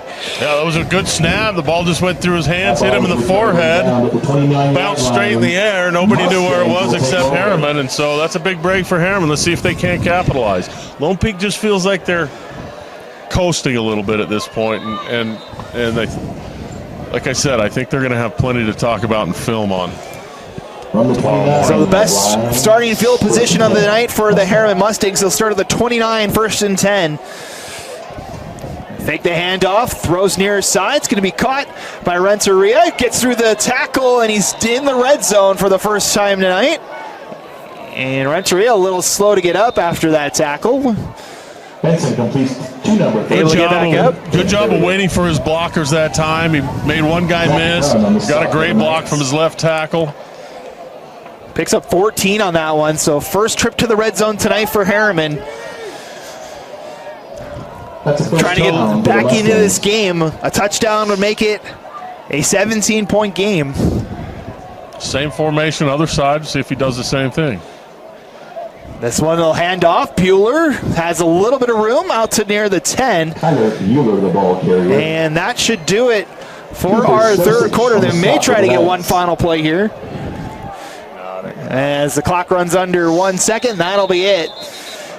for our third quarter. So the Mustangs on the move, trying to get back in it as they're down 24-0, but knocking on the door. We'll be back with the final 12 minutes here from Lone Peak High School in just a moment. You're watching the 2024 6A UHSAA football playoffs here on KSL Sports Rewind. Oh, yeah. At Skin Science Institute, we offer top-tier educational experience in aesthetics, including the finest facility, the most comprehensive curriculum, and a team of highly experienced professionals. We take pride in our fun and exciting culture to give our students a positive learning environment while training on the best machinery the industry has to offer. We ensure our graduates not only receive the best education, but also step into their careers with confidence thanks to our robust job placement support. Start your journey as an esthetician today. Our monthly start dates and financial aid opportunities make it easy to jump in. Visit our website at www.skinscienceinstitute.com to schedule a tour and enroll now. Welcome back. Getting ready to start quarter number 4 here at Lone Peak High School. 24-0 the score in favor of the Lone Peak Knights. Back home with Dave Harrison with you tonight.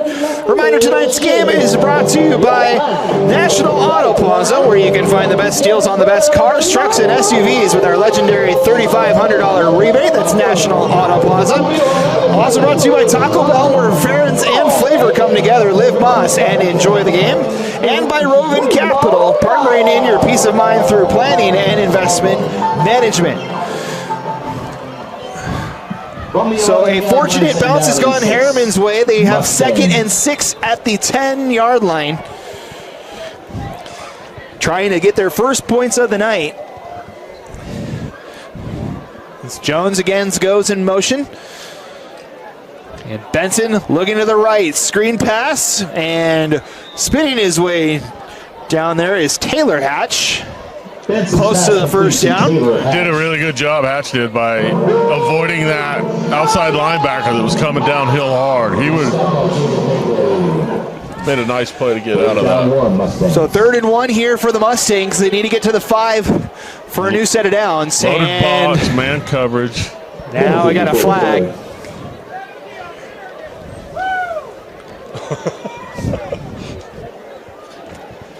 Prior to the snap, false start, number 74 on the offense. 5-yard penalty, remains 3rd down.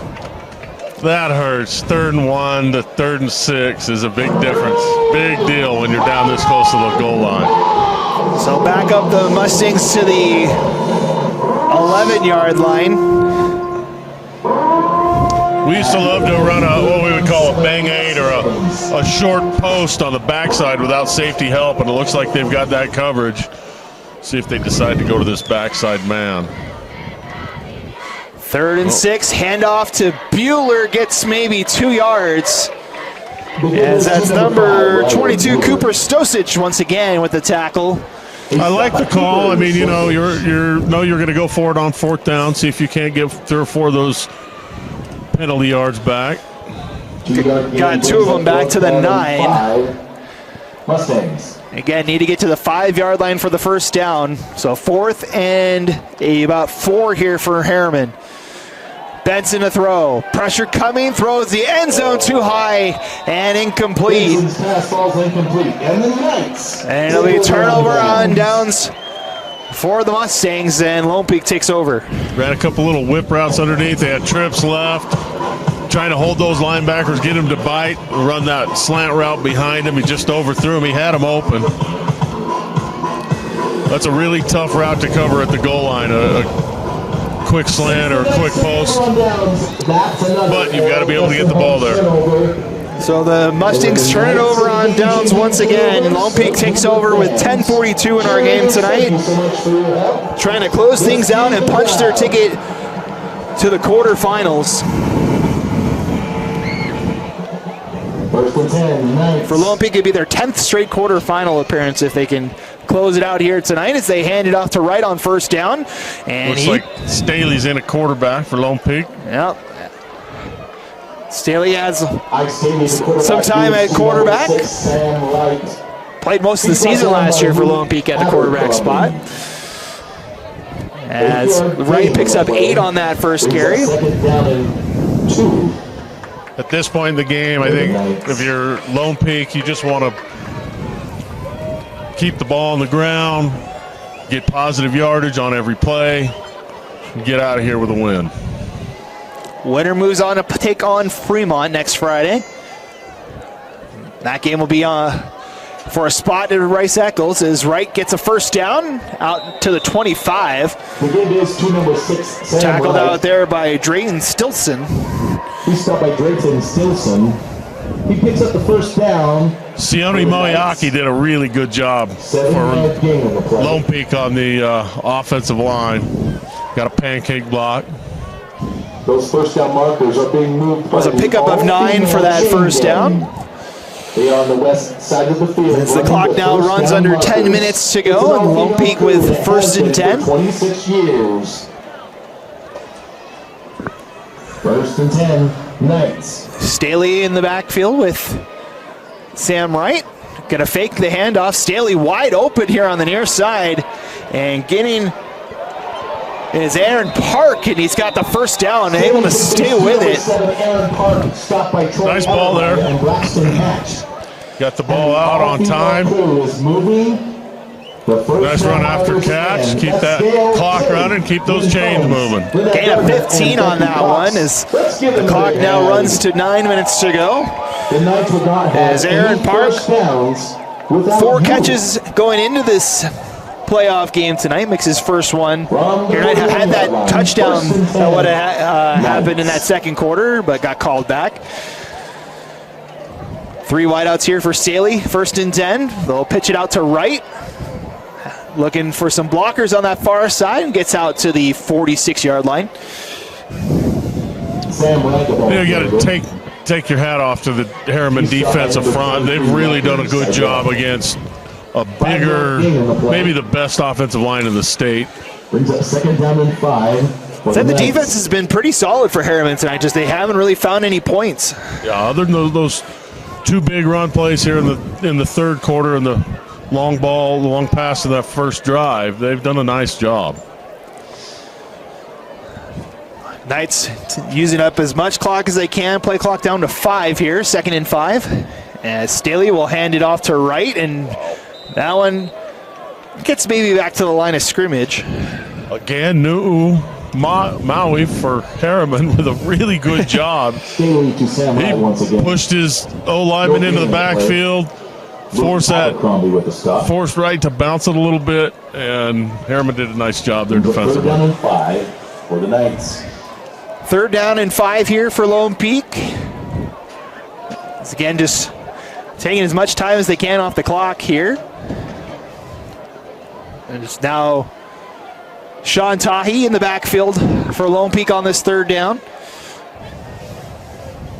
And they'll fake the handoff. Staley looking to throw near side. It's falling down was Park, and it's incomplete. Yeah, I think he probably saw Park fall and just was trying to throw that ball away. That was Riker Siddall, the punter / defensive back for Herriman in coverage there. And now we'll see the defensive back / punter for Lone Peak, which is Landon Goff, who come out to kick. See if Herriman puts pressure on the punter. Last time we had a bad snap with Lone Peak in their punt formation. Got 8 at the line here for this punt opportunity. It's Goff, line drive kick. It's going to be fielded by Jones at the 23. Trying to make his way through. Gets out to the 35, picks up 12 on the return. Not too bad of a return. Anytime you get a line drive kick like that, you want to get a little bit more out of it. And I think he felt like he kind of cut back into the teeth of the defense. He had some room to run on this one side. He had one guy to beat. Either way, pretty good field position for Herriman. Let's see if they can't somehow finish this season with a positive on the offensive side. 7:04 to play here tonight as Herriman gets set to come back out on offense. From the 35-yard line, it's first and 10. Still looking for their first points of the night. As Bryce Benson and this young Herriman team make their way back out. Looks like Lone Peak's brought in some of their backup defensive players.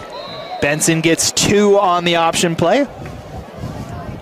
That was Benson with the keeper. number He's stopped by 44. Zachary Dunn. Zachary Dunn was the one that Two made the yards stop gain there. on the play. Brings up second down and I also saw Mustangs. Caleb Bradshaw in there as well, number 44. 4 wideouts here on 2nd and 8.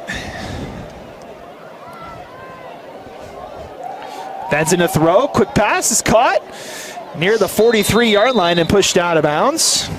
That's number 80, Peyton Benson Wassam. completes to Peyton The easy Wassam. fives, we used to call them that. Anytime you can just give me 5 yards, you take it. Good job there. Got the ball out on time. Good time.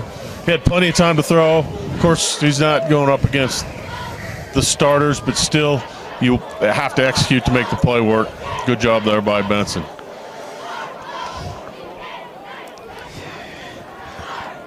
Third down, pass far side. Looks like it's caught, and it is at the 48-yard line. Benson completes to Cooper Grundy. Cooper Grundy with the catch. Picks up the first And it'll down be for the another Mustangs. first down here for Herriman. Second time we've seen them go to that where they just run. All 4 of their receivers run a little 6-yard stop Now route. from the He finds the guy that's got the 10, Mustangs. furthest away defender and made a good throw. First and 10 from the 48. Benson still throwing. Takes a shot far side. That one's too far. Benson's Intended pass falls for Renteria. incomplete. Riker Renteria. Kind of a quasi hitch and go there. Didn't really sell the hitch. On the play, number 17, Dallas Anderson. And then Benson was thrown off his back foot. Had the pressure coming in his face on that one. 2nd and 10 here for Herriman. To go up on 5.5 minutes to go in our second round match.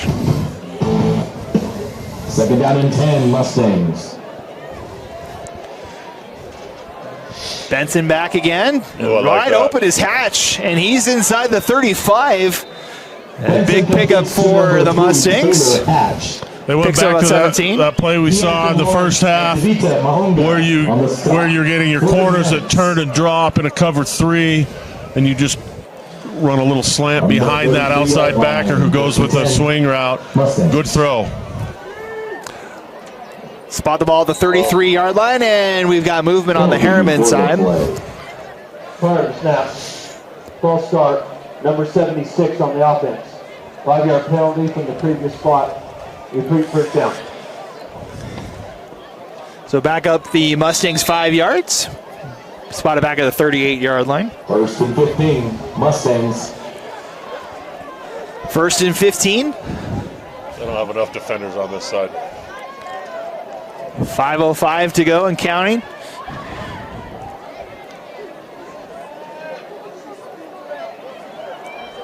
Benson with time now. Pocket breaks, and we get a flag flying as they'll take a shot for the end zone, and Hatch makes a great catch for the touchdown, but this will probably come back. Number 3, Taylor Hatch. Really good job that time by Herriman in their scramble drill. Instead of the first time we saw that, they all kind of just stood on their spot. That time, he did a nice job just running to the end zone, and Benson with a beautiful throw on the run. Unfortunately, it's coming back for Herriman. 10 yards from the previous spot. Remains first down. So that's the second time we've seen a long touchdown get washed out by a holding call. Lone Peak had it in the first half. Herriman had it on that one. First down, 25 to go for the Mustangs. And after the false start penalty on the previous play, that holding call backs him up another 10 yards. It'll be 1st and 25 now for the Mustangs.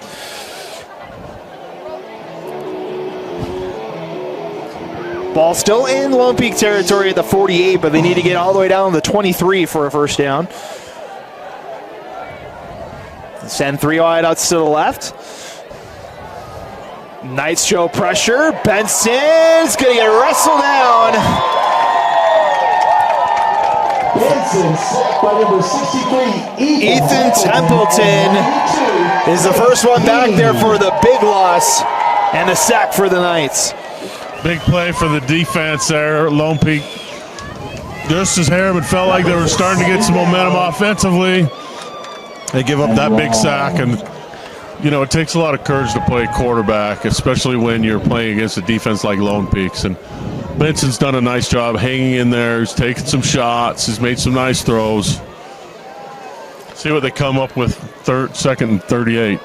Second in Skyridge High School here is that one Good catch on the far side, but there's a flag down to the 45. Benson completes to number 80, Peyton Wassam. Peyton Wassam makes the catch. That got about maybe half of the yardage, but there's a flag down. Probably a defensive hold typically in that spot. Pushes him out of bounds. Penalty marker is down.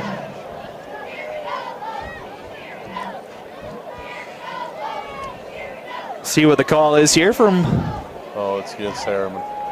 Pass interference on the defense, number 48. 15-yard penalty from the previous spot. Will remain second down. So they'll get 15 yards of it back. And really, that's about where the ball was going to be anyway, but with the penalty, they saved the down. So instead of it being 3rd and 23 or whatever it is, it's 2nd.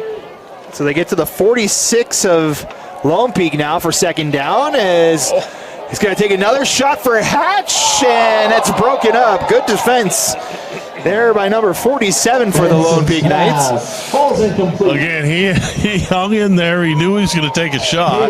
Put the ball up. Number 47, Deoncom Lawrence defending on the play. Brings up 3rd and long. Pretty good defense there by Lone Peak. Brings up 3rd and 23 now for the Mustangs. 3rd down and 22. They've been airing it out a little bit more on this, so taking more shots downfield. Yeah, they've got a little bit more time to throw it. Jones motions out near side. Pocket collapses. That throw too high for Jones and incomplete. And now 4th down. Benson's pass is incomplete. Thought they were going to get a hold there on this right tackle, but Jones, the intended receiver. With pressure by maybe it wasn't considered intentional, so he didn't throw the flag. Joseph Adams. So with 3:42 to go in our game, Herriman will most likely go for this one. Yeah, why not at this point? Need to get to the 23-yard line for the first down. 4th and 23 here. Cover 4, everybody's dropping. You got a hole in the middle. That one connects near side and out to the 35. Benson's pass is caught by number 80. It's a pickup of about 14, but it's not enough for the first down, and they'll turn it over on downs. And Lone Peak looks like they will be heading on to the quarterfinals for the 10th straight year, thanks to a very stout defense tonight for Lone Peak. Yeah, they look fantastic. I think offensively there's some things that they need to clean up. Just a few passes that were a little high, a couple of things that they need to work on and clean up. And they're going to have a test next week with Fremont. Yep. We mentioned Fremont got the win against Syracuse. They'll meet here at Lone Peak next week. As that one blown up in the backfield. Good defensive pressure from the Mustangs.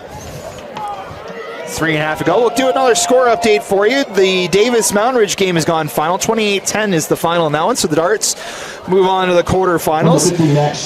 Davis will take on the winner of Riverton and Skyridge. That one's still a close one. It's 21-17 heading to the 4th quarter in that one.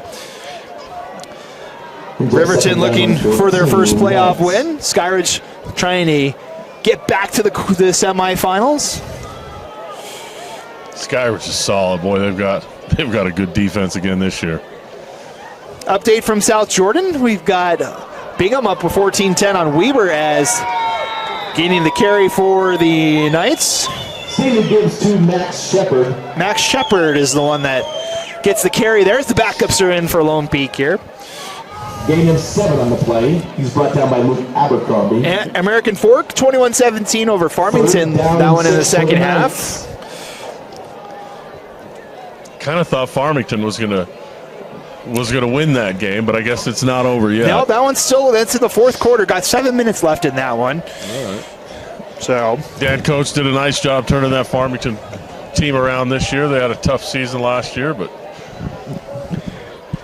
Farmington coming in as the 5 seed in the tournament as Staley calls his own number now to the 45 and picks up the first down.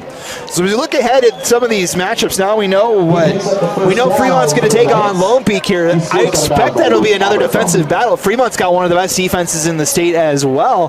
So we'll see another defensive showcase here next week at Lone Peak. Yeah, I like what they've done with Fremont this year. Great quarterback play, good receiver, good defense. From the 47-yard line, It's first and tough 10. to go against Nice. a team that's as big up front as Lone Peak is on both sides of the ball. But I like Fremont's going to give them a good run for their money. So the Knights in victory formation now as they'll kneel out the rest of this clock as a defensive shutout for the Lone Peak Knights tonight. They had the week off last week. The defense didn't skip a beat tonight. They say it was more of a bend don't break at some points here for Lone Peak, but all around just a solid performance defensively for the Knights. Really great job up front. Mulatalo back did a great job. Calvin Liava played a really fantastic game. He was sideline to sideline making plays. I like this Lone Peak team. They're a fantastic team. They're well coached. Ever since Coach Bachman got here, 10, 11 years ago, he's really done a great job with this program, and they've always been well coached, always been a class team. You don't get a lot of stupid 15-yard penalties that you get with some of the other programs out there. So I like the way they do things up here. So one final play to finish things off as Staley takes the knee, and the Lone Peak Knights advance to the quarterfinals, their 10th straight appearance in the round of 8, as they shut out the Herriman Mustangs here at home. Now punch their ticket in the next round. So Lone Peak does its job. It's been kind of the big four in 6A. Corner Canyon, Lehigh also did their part tonight. We'll wait to see how the Skyridge game plays out. But with those four teams kind of looking like they're going to converge at Rice Eccles in a couple of weeks here, where do you see the rest of the 6A bracket going? All four teams are really well coached. All four teams are really talented. I think part of it's going to come down to who's the healthiest.